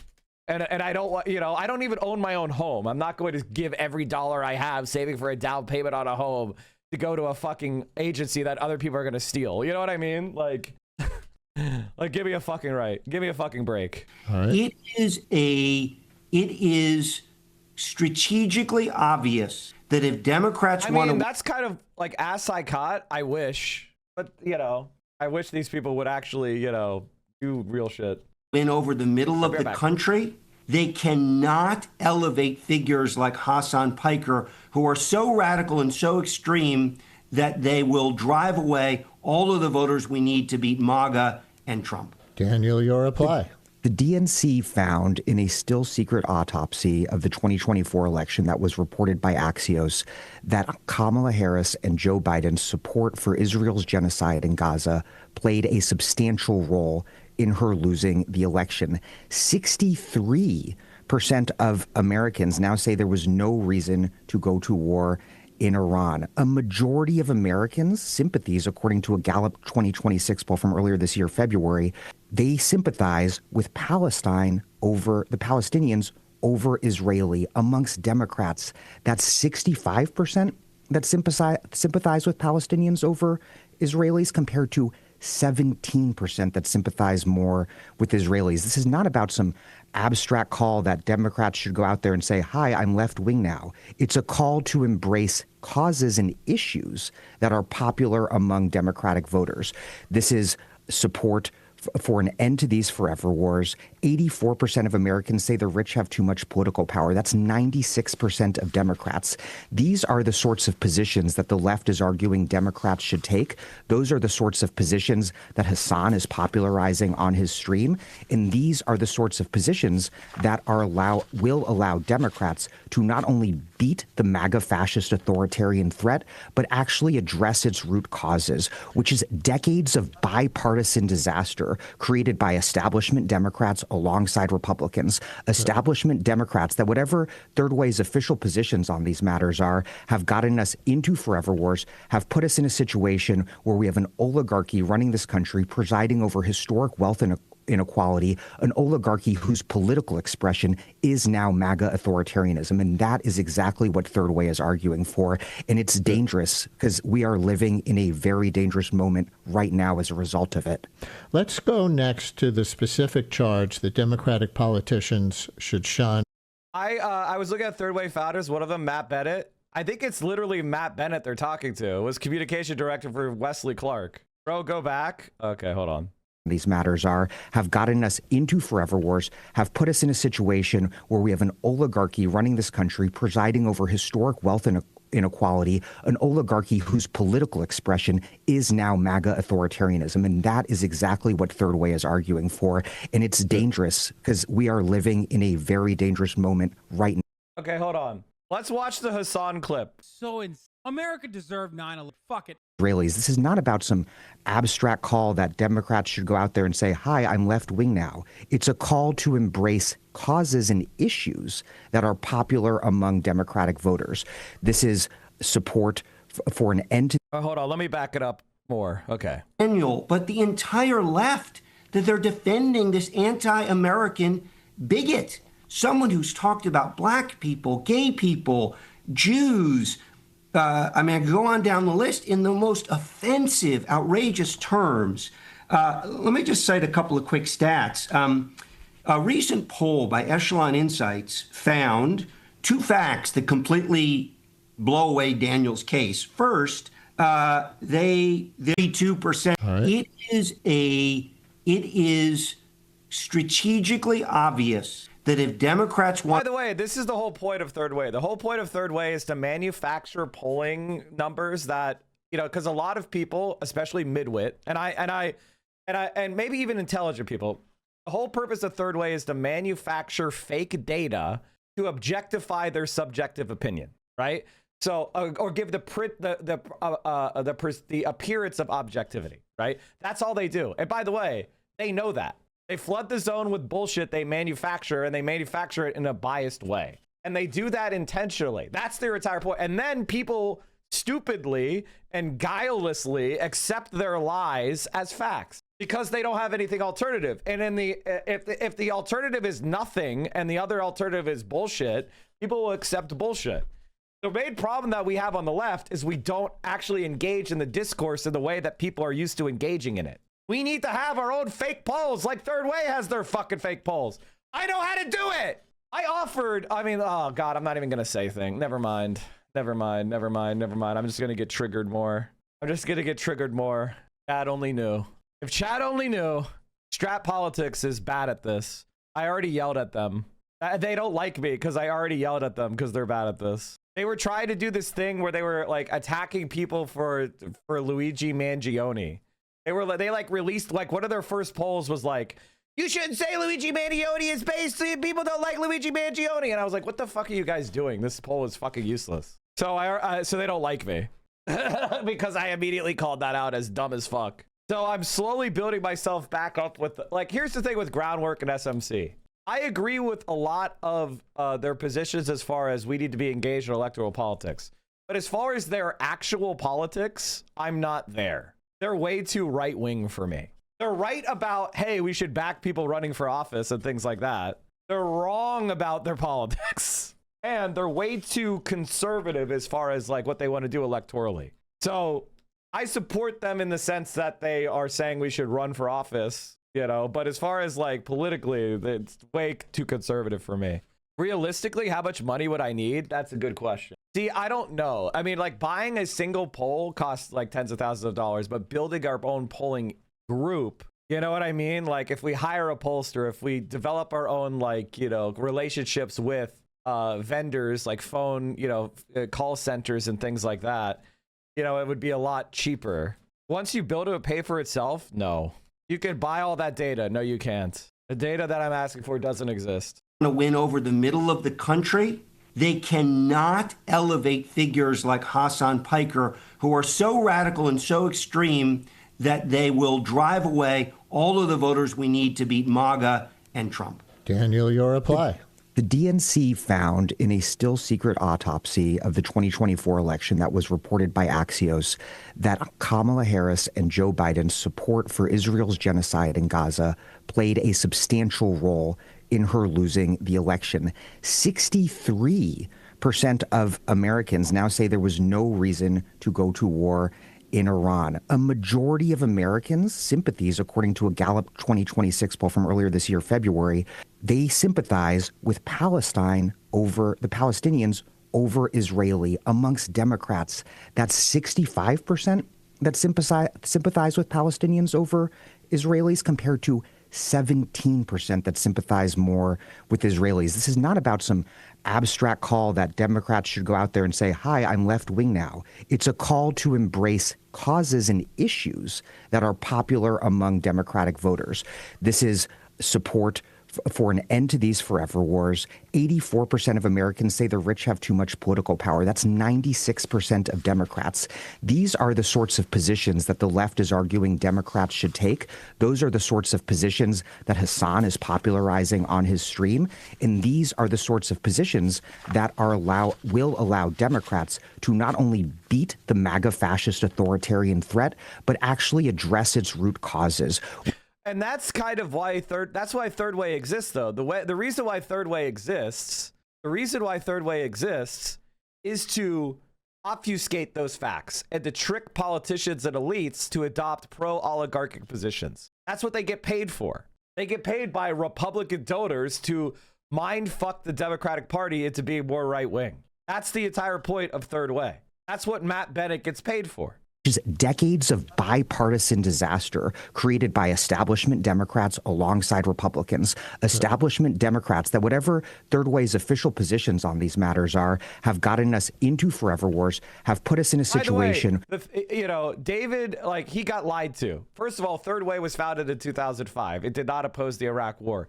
One of the first major programs they put together was uniting Hillary Clinton and John McCain to increase the size of the army by 100,000 troops, so that the United States could continue its occupation of Iraq.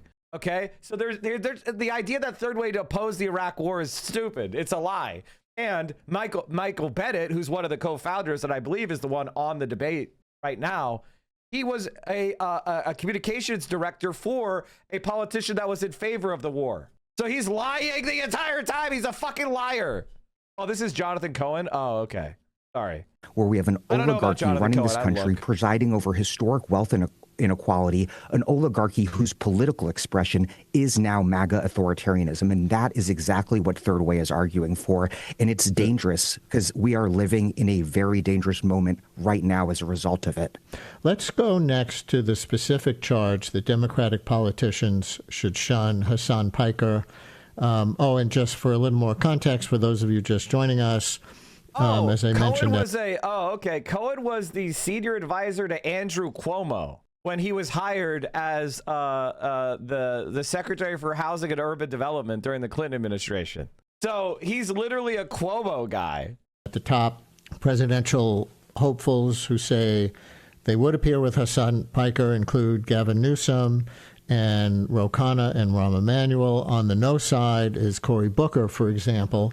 And let's go next to the charge that Democratic politicians should shun Piker because he's not just a critic of Israel, he's anti-Semitic and supports Hamas. Here's a clip of him from shortly after the October 7th, 2023 attack. In fairness, this will sound to a lot of people more like he's explaining Hamas than defending them, but his language about Israel and whoever he's addressing here is very tough, including expletives that we bleeped out.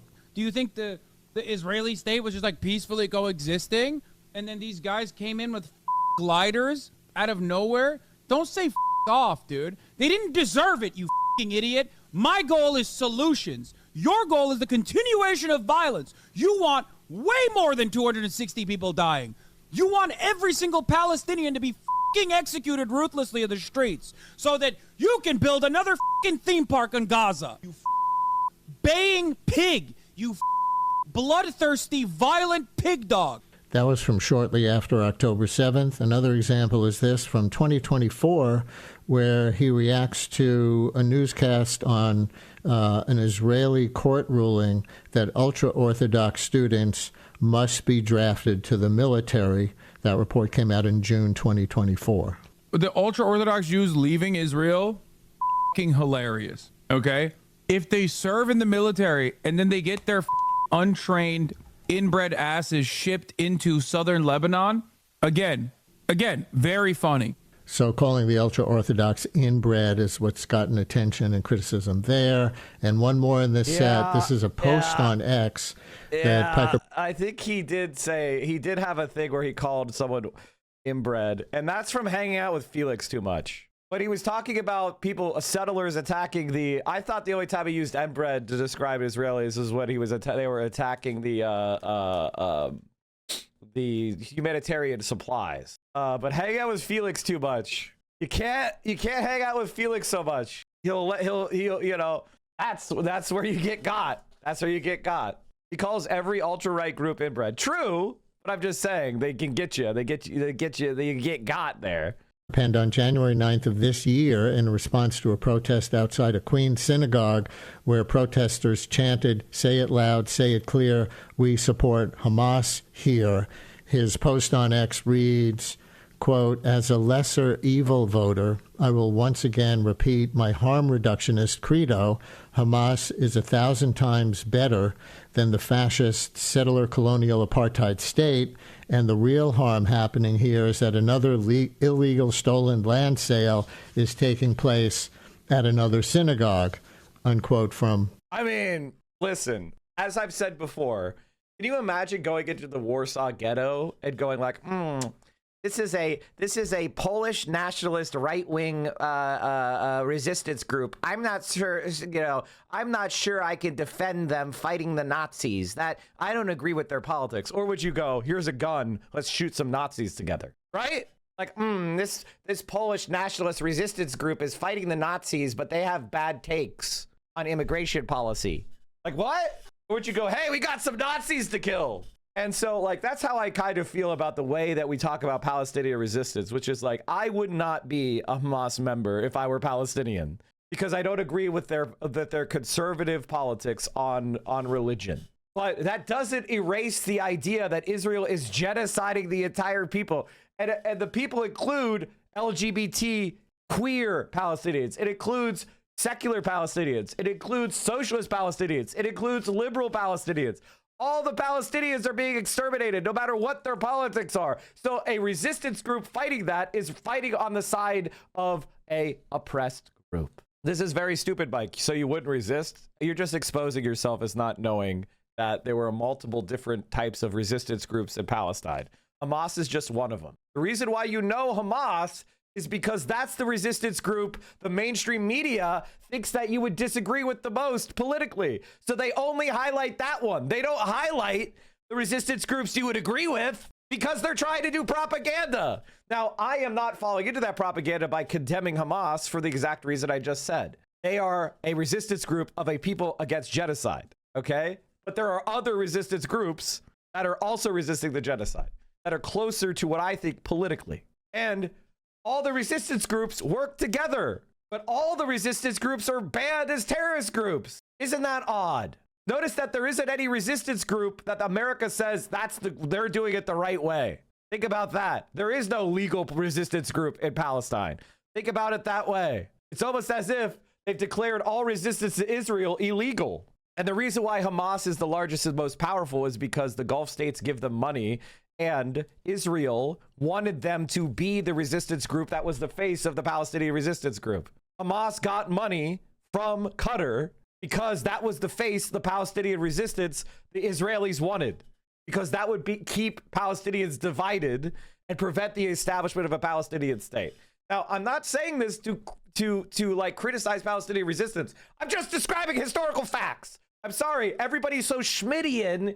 You can't talk about things like it actually exists. You have to do team sports. You have to cheer. You have to be like, yay. I'm just agreeing with Hassan in a more thoughtfully exploratory way that cannot be clipped. You understand that the way I'm talking, if you understand it, it is in alignment with Hassan, but I'm doing it in such a way that everybody would understand why Hassan is right.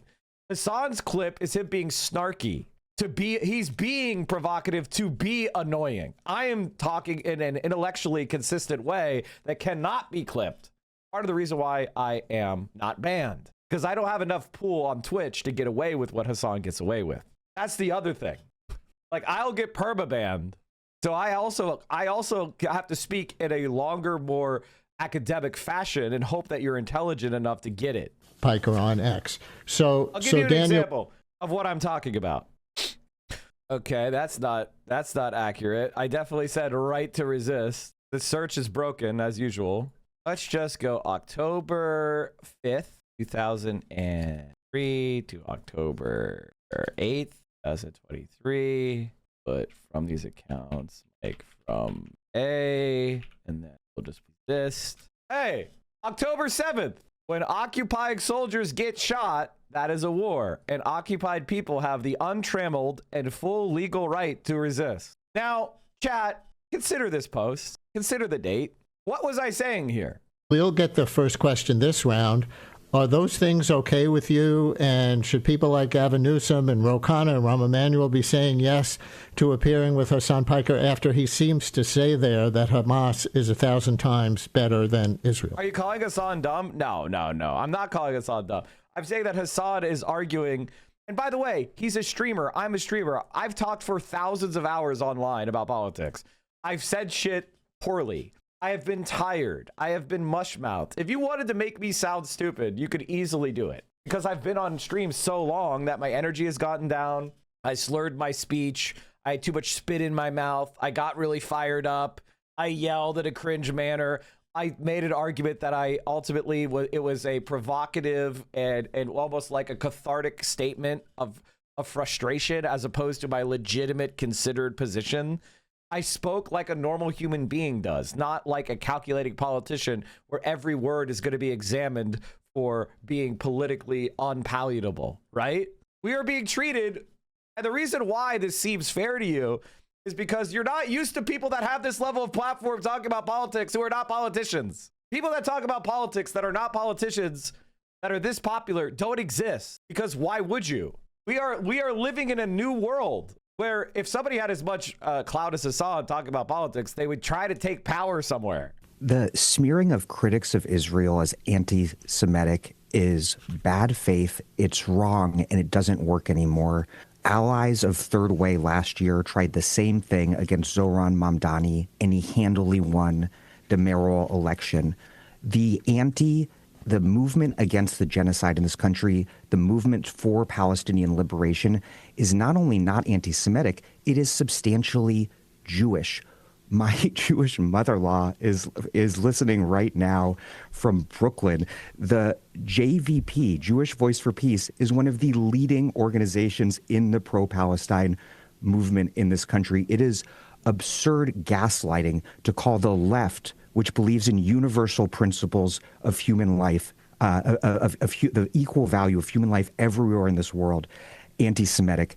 In terms of Hamas, I strongly oppose violence against civilians everywhere at any point, including on October 7th. But what this entire discourse serves to obscure is the fact that since October 7th and since the foundation of the State of Israel in 1948 with the Nakba, the catastrophe that displaced hundreds of thousands of Palestinians permanently from their homes, the vast majority, the overwhelming majority of civilians killed have been Palestinian.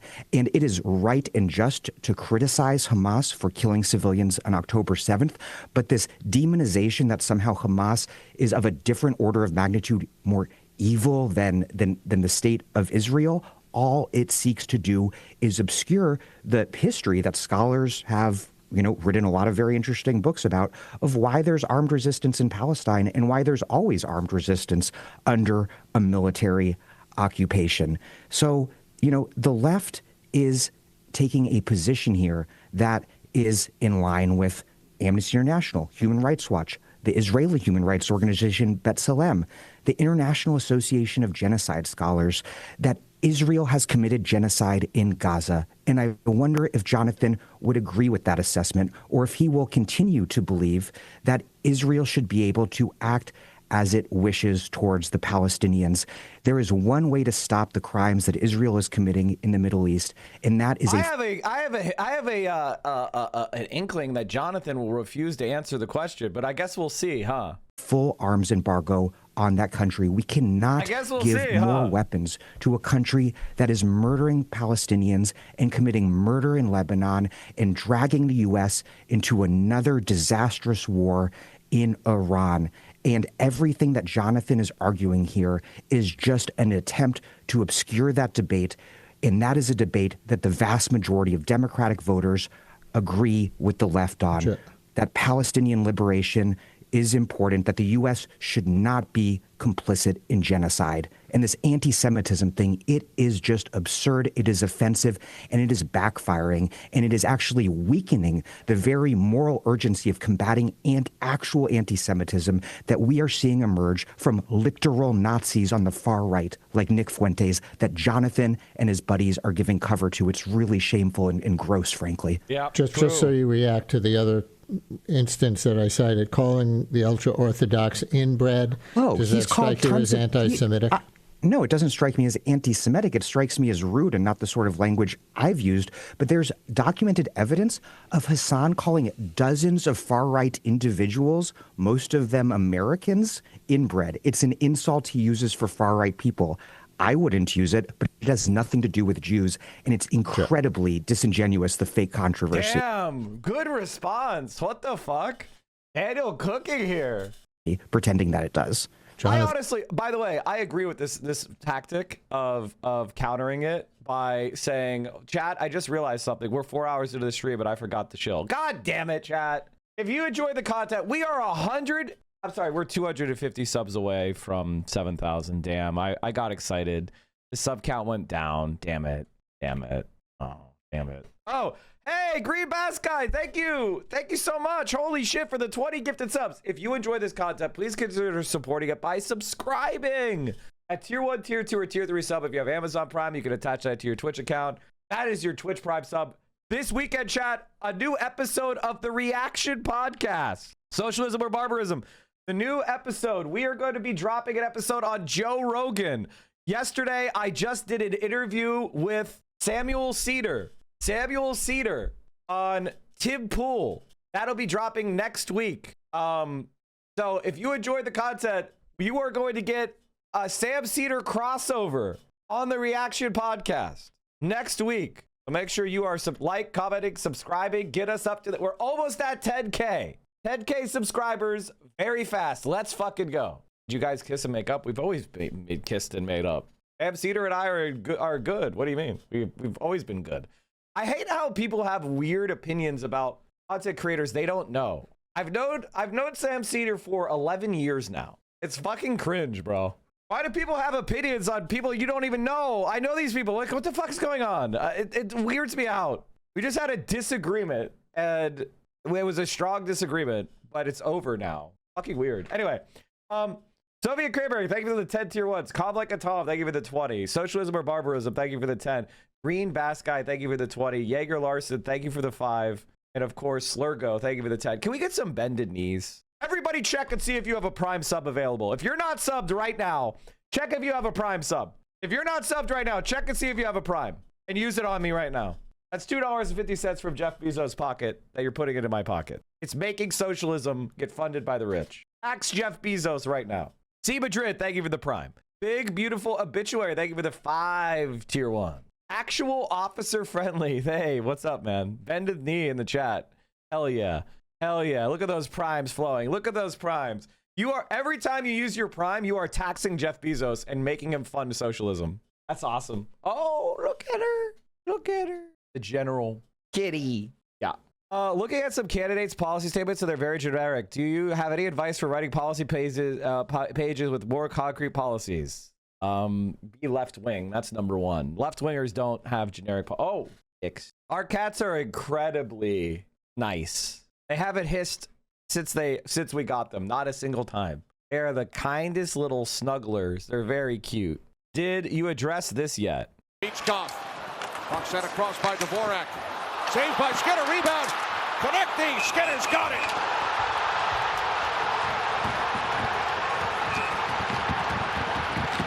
That's rust. It's all over Konechny. This thing. Pittsburgh is getting their ass beat right now. It's getting wild down by the Penguins' net. I don't know what got Rust all upset. Maybe it was a whack by Konechny after the attempt in front where Skinner made the save, but Rust is no doubt giving him the business. Oh, yeah. The reason hockey is by far and away the most violent sport, and nobody calls hockey players thugs. Isn't that interesting? Punching people in the face out of nowhere is very normal, but nobody calls them thugs. Oh, it's easier for Rust with the linesman paying if you did this in any other sport but hockey, they would throw you out for you'd be suspended for like months. This is barely even a penalty. It's easier for Rust with the linesman paying full attention to Konechny, and now he finally gets up and says, hey. GT Buzzsaw, thank you to 5 to 1. Konechny trying to pick his way back up onto his skates. Let him go. Oh, Konechny's asking him.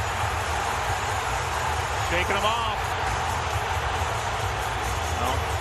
We're not letting, it's the playoffs, chat. By the way, if you're not a hockey fan, in hockey, if somebody drops their gloves, the referees will leave and let them fight each other barefisted. Until someone falls down. Until someone falls down, then it's over. It's so funny. Hockey is the funniest sport, man. Oh man, we love it, don't we, folks? Then your response. Look. Why? Because it's tradition. Because violent fist fighting is part of the sport. And so, because we used to do it, we keep doing it. Now, there's a billion arguments about why that tradition is a good tradition. All of them really are just references to tradition. You could make people stop fighting. You know where they don't have fights? Olympic hockey. They don't have any fights in Olympic hockey because you will get thrown out of the game. But in professional hockey, they do because of tradition. So people, it is what it is. They let it happen because it's part of the game. TikTok on hockey, a gender expression under capitalism. Oh, don't even get me started. Unhinged Pittsburgh fan gets politically mocked by cool Philadelphia fan. I see them. You gotta leave the kids alone, bro. Oh yeah, keep recording. Trans kids, bro. You can't tell kids to turn trans, bro. Are you at a hockey game talking about politics? Huh? Are you at a hockey game talking about politics? Bro, you just can't talk about trans kids. You can't let the kids turn trans. Bro. You guys are the two O's. Get the fuck out of here. Wait, why?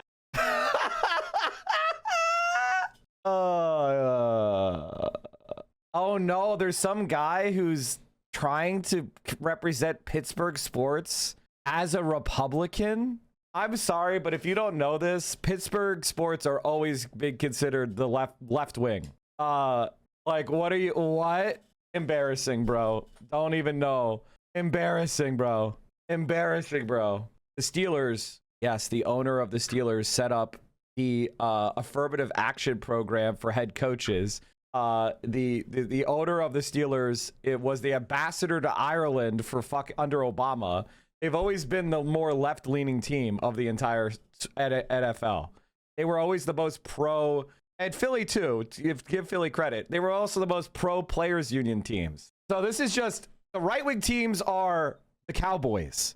If you don't know this, I'm sorry. The Packers are owned by the city. Like, the different teams have different political. Also, the Steelers are associated more with the black community. The Raiders and the Steelers are more associated with the black community. This is just like maybe this is like unspoken for some people and they don't know that, but the Cowboys are associated with white Republicans and the Patriots as well. Not true? Oh my God. Absolutely true. 100 quadrillion thousand% true. Now, if you're like, I'm a Cowboys fan and I didn't know that, that's fine. I'm not trying to ruin your life, but it is true. Teams, party affiliations. Pittsburgh Steelers have the most Democrats, which, again, obviously being a Democrat is not the best proxy for being left wing, but it's more left wing than being Republican. The most Republican team looks like is the 49ers. But as you can see, 30% of the Cowboys are Republican. Historically, the ownership of the Cowboys is also way more. All right, chat, we're going down. We're off. Let's finish the Hassan Piker debate, and then we're going down a rabbit hole. We've got new chatters and they don't know the facts. So I'm going to have to explain to you guys the facts. It's really embarrassing for Daniel and everyone on the left that once again, they keep defending for and apologizing for a laundry list of things that Piker says that are bigoted, anti-American, anti-Semitic, misogynistic, anti-black. I mean, why is the left defending all of these horrible things that he says and apologizing? Can you respond to anything I said, Jonathan? As if let him go. You'll get another round each. As if you can't have a legitimate debate about U.S. foreign policy, but that debate somehow can't be separated out from this misogynistic, anti-American. It's a pathetic position the left has put themselves in. Secondly is, let's just, we got to slow down on these things. I mean, if Hassan Piker had described any other group as he said, which is, I'm quoting him, you are left with a country that is packed to the effing gills with the most inbred, uneducated, ultranationalist, rabid population. If he said that about any other group in the world or in the United States, we wouldn't be having this conversation. He would be completely shunned. So it is very blatantly anti-Semitic that Daniel says, oh, I don't like the language, except if it were said about any other group, he would openly denounce it. Just to quickly follow up, you heard what he said about how Piker applies that to people on the right as a sort of general insult, that it wasn't particularly singling out Jews? I know, but here's the thing. Every single thing that Piker says, every single thing. I mean, just for example, you started us off with America deserved 9/11, dude. I didn't hear in your thing an apology for that in which Piker said, that is disgusting, I said it. It is, I should never have said that 3,000 Americans deserve. Well, the thing is, it does exist. It's not, he didn't say it's disgusting, I said it. He said, I don't want civilians to die. That's not what I was saying. He's already said that. They're just repeating the smears and then going, I didn't look for any of the debunking. To be killed. That is wrong. I'm ashamed. I will never say anything like that again. He didn't say anything. He doesn't apologize for it. Again, if someone says one or two things in their career that are profoundly offensive and disgusting, maybe. Every single week, week in and week out, he says the same thing. He says, I will quote you on this. I will quote him. If you have these effing millionaire, billionaire WASP sons, at least taking them out of other colleges so they can only do... That's not what he was saying. That's not what he was saying. He was not saying that rape is good. They were fighting against programs to protect girls at college. You're such a fucking rat. To other millionaire, billionaire failed daughters is like, in some respects, you know, from a Italian perspective, a little better. So here is a guy who is explaining away and justifying date rape because... No, he wasn't. No, he fucking wasn't. They were a group of right-wing conservatives who were trying to argue against programs to protect girls from date rape. And then they were starting their own conservative colleges, blah, blah, blah, blah, blah, blah, blah. And he was joking about that.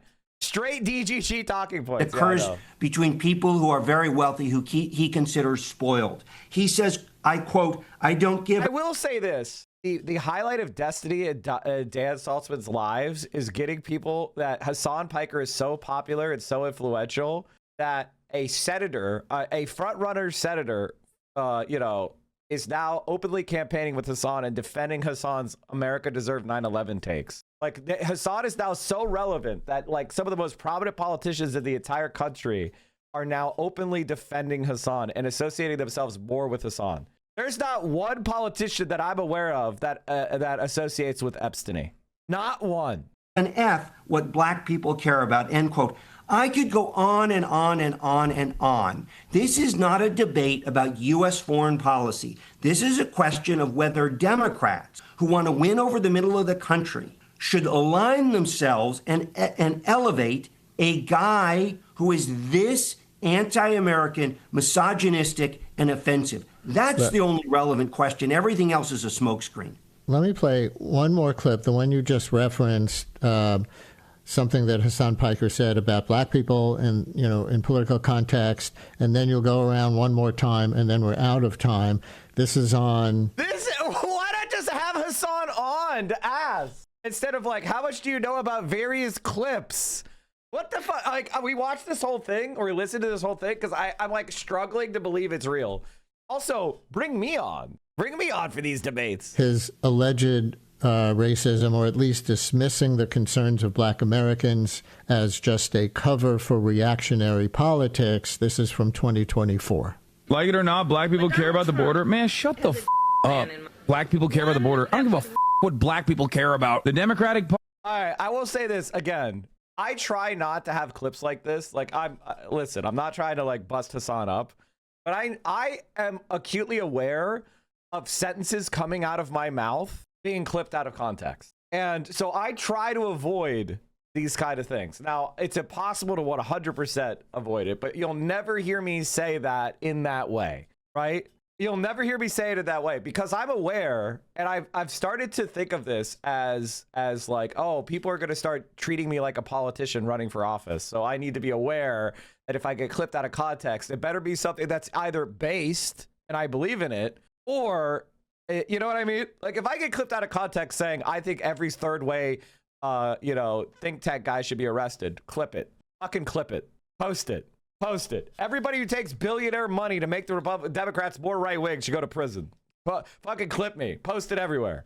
All right? I'm okay with that. But I don't want a clip of me saying I don't care what black people think, because that's not what Hassan was saying, but he literally just said it. And so now people are using it. But that's not what he meant. What he meant is he doesn't believe in standpoint epistemology where people use black voices as tokens, like Candace Owens, and pretend that she represents black people just because she's a black person who has some conservative opinion. That is bullshit, because black people are not a monolith. They hold all sorts of opinions. And I'm sure some percentage of black people want to increase enforcement at the border, but that doesn't change my mind because some black people hold an opinion, because some black people hold every opinion. So that doesn't tell you anything. And it is 100% a clip chip from DGG. And it's not what he was saying. Party literally is going to lose even if they don't lose, move the country to a significantly more right-wing position. Oh, black people care about this, black people care about that. Like, shut the up. That's not how politics works. I hate that. I hate this, like, shield, okay?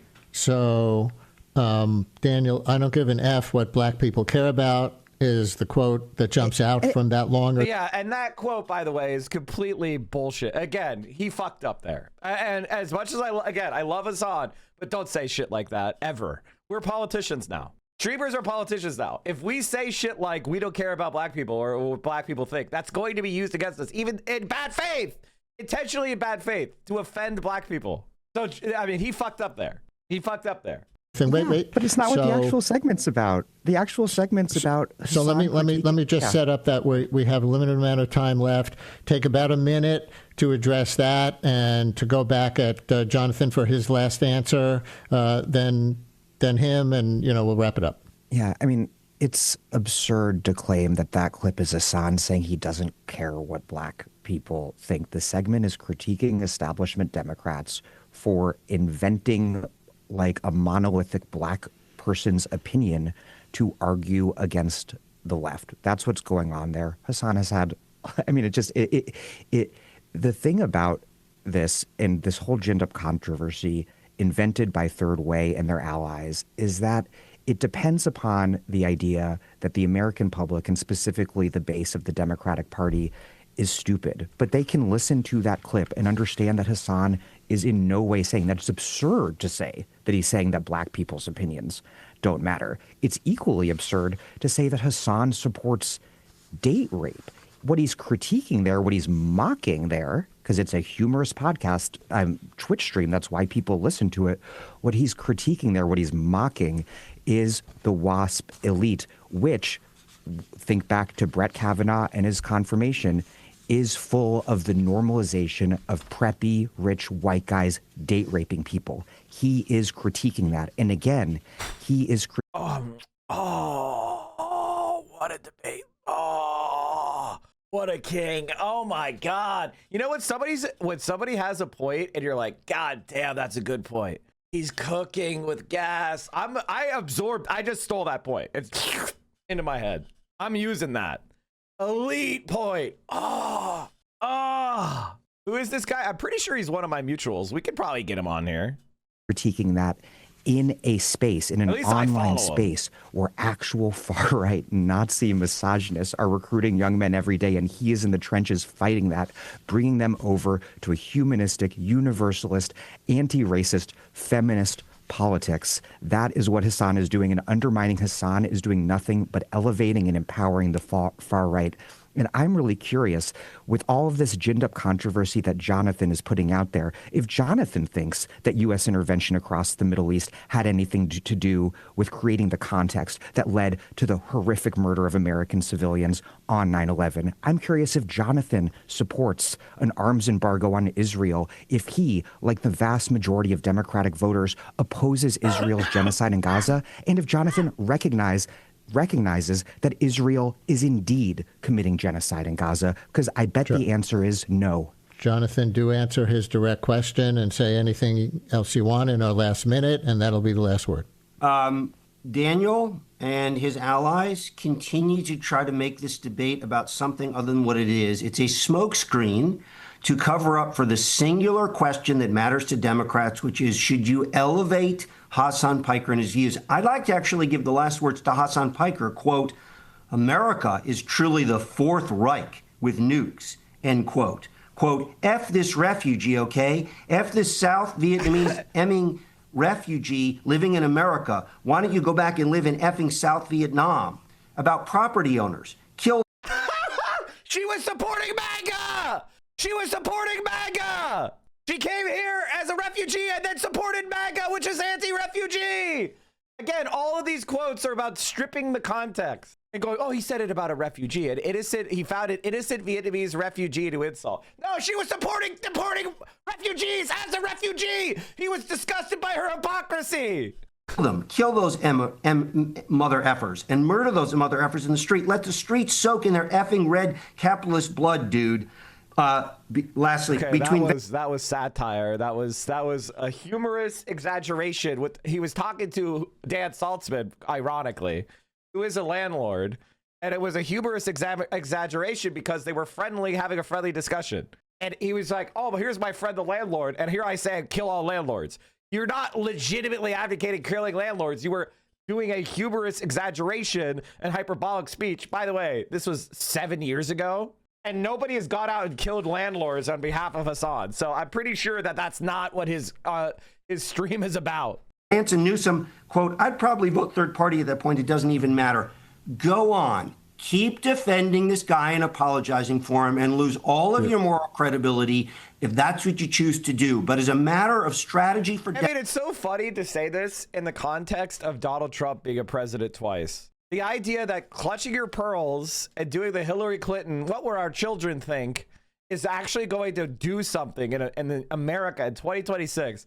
It truly is an artifact. Like in 2015, I could almost understand this position because somebody like Trump hadn't won yet. But in 2026, to do the pearl clutching, whiny baby bullshit is absolutely hilarious. If anything, people are desperate for left wingers that are out there saying this shit. They want people out there saying this shit. They want people out there yelling about how the fascists deserve the boot. That's what people are desperate to hear. That's why he's popular. Democrats aligning with someone this anti-American and this also, Republican. This is just anti-American. What is this, fucking Republican, Will? Like, what are you talking about, anti-American? It's anti-American to put us in wars in the Middle East. Misogynistic and bigoted. There is not a shred of evidence that would be helpful for Democrats for beating the MAGA right and expanding their majorities. Do give him the courtesy of a reply to his direct question. What direct question? Do you acknowledge that Israel is committing genocide in Gaza, or do you deny it? Do you acknowledge that Hassan Piker is a... There you go!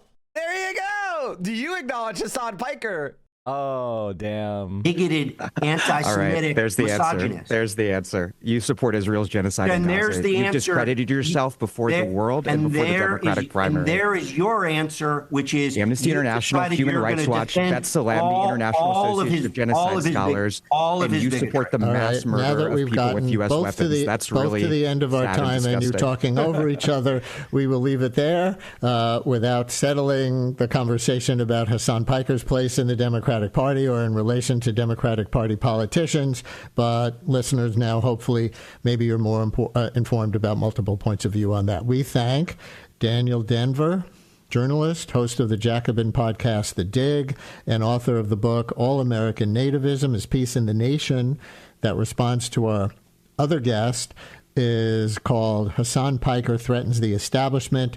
That's why they want to destroy him. Jonathan Cowan, who's been our other guest, is co-founder and president of that center-left think tank and advocacy group Third Way.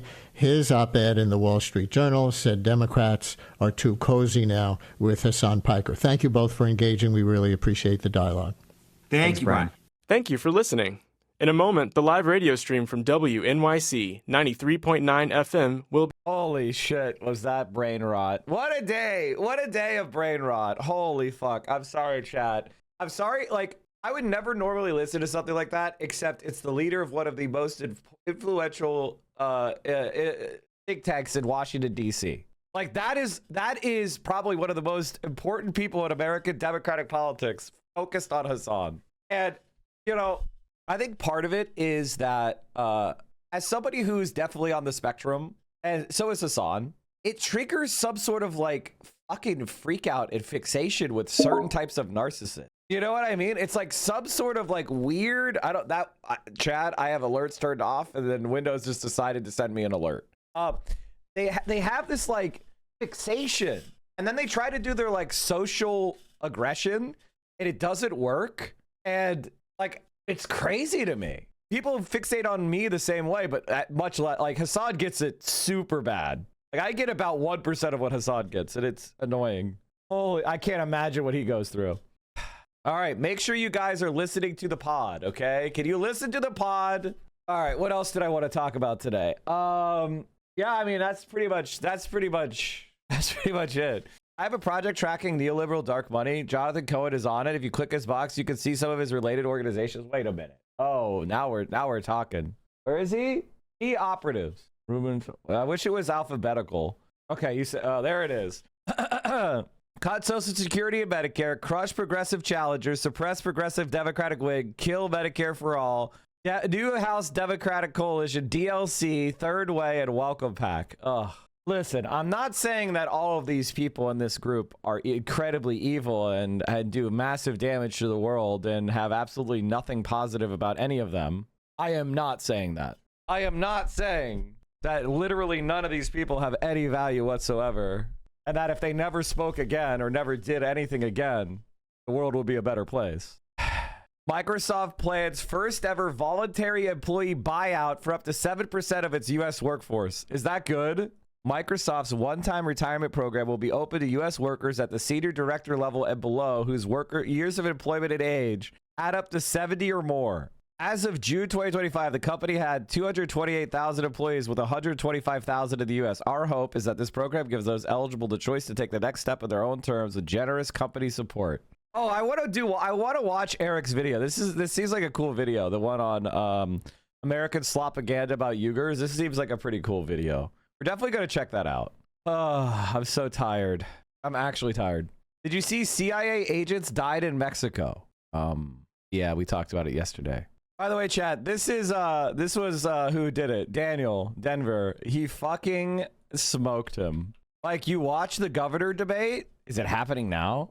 Destiny's motion to prevent being presented to the jury as a pedophile was denied by the court. In the opposition, plaintiff falsely asserted that Bonal exchanged sexually explicit material with the minor. Specifically, in a wholly irrelevant footnote, the plaintiff falsely stated, after finally ascertaining Rose's legal identity, plaintiff had obtained evidence that Rose's date of birth is October 30th, 2004. Thus, Bonal was exchanging pornographic content with Rose between the March of 2022 until October 30th, 2022. Rose was a minor. Defendant's motion for sanctions pursuant to Federal Rules of Civil Procedure 11, ECF number 183, a plaintiff's motion for sanctions are hereby denied without prejudice. Denied. So I don't think it's unreasonable to say that he was a pedophile, or at least was operating with the knowledge that he was sexually explicit material with somebody under the age of majority, which I believe is the definition of pedophile in the dictionary, which is sexual contact with somebody under the age of majority. The age of majority is 18. Sexual behavior with them, that would be pedophilic. This is a story I want to talk about more. U.S. stocks climbed to record highs yesterday after President Trump extended the ceasefire with Iran indefinitely. That rally comes as the stock market. Have you heard about a bunch of scientists being found dead or gone missing? Oh, you mean the nuclear researchers? I don't see any evidence that that's just a lot of people. You know, it is what it is. You know, it's a lot of people kill themselves. You know, it's depressing, but it is true.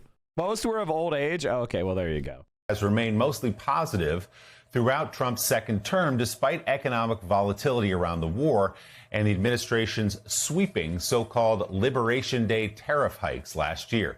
Let's bring in former Treasury official, Morning Joe economic analyst Steve Ratner with charts on what is behind Wall Street's positivity. So, Steve, this can be very confusing to people who watch this economy.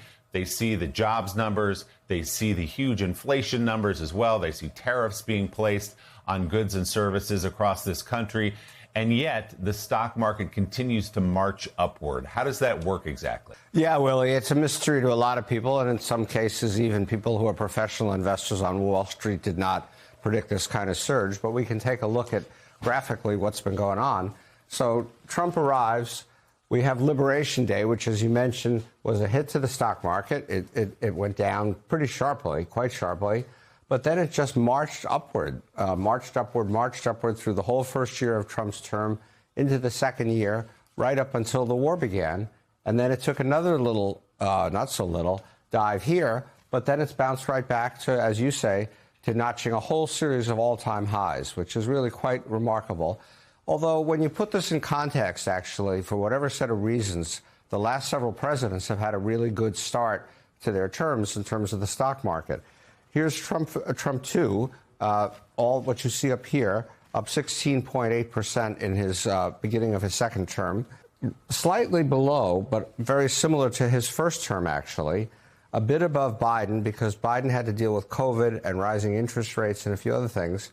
But then you look at Obama, who came in right during the financial crisis, as we remember, up 49%, up 25%. So history would tell you the beginning of a president seems to go pretty well. You know, what's interesting, though, Steve, is if you look back over the past 6 years, I guess maybe 4 years as we were moving beyond COVID, Andrew Ross Sorkin and I always seem to have had the same conversation for the past 4 years, where we kept waiting for economic numbers to go down as interest rates continued to go up, and the macro numbers never did that. As inflation went up, the macro numbers stayed strong for the most part. Inflation went down, interest rates still up high. We kept talking about how resilient the economy was. Donald Trump comes in, all the threats about sort of radical tariff policies, and time again, the market has endured. It's moved forward despite that. As you go to your corporate earnings still being strong, try to square that. Not only what we've seen over the past year and a half with Donald Trump, but also what we saw the last couple of years with Joe Biden. How despite rising interest rates, despite inflation, and now despite tariffs, despite a stubborn 3.3% inflation rate, even now, corporate earnings still stay high in a very volatile economy. Yeah, that's exactly remarkable. And so thanks for the lead into this chart. But as you can see here, to make your point, Joe, look how strong corporate earnings have been. And you can go back to 2024 when Biden was still president. They were going up. But then toward the end of 24, the rate of growth of earnings accelerated all through 25. And now the analysts are projecting that was the windfall profits from rising prices during the corporate, started inflation, right? They price gouged during that inflation, and they saw their corporate profits quadruple. Will accelerate even more in 26 up to these high levels.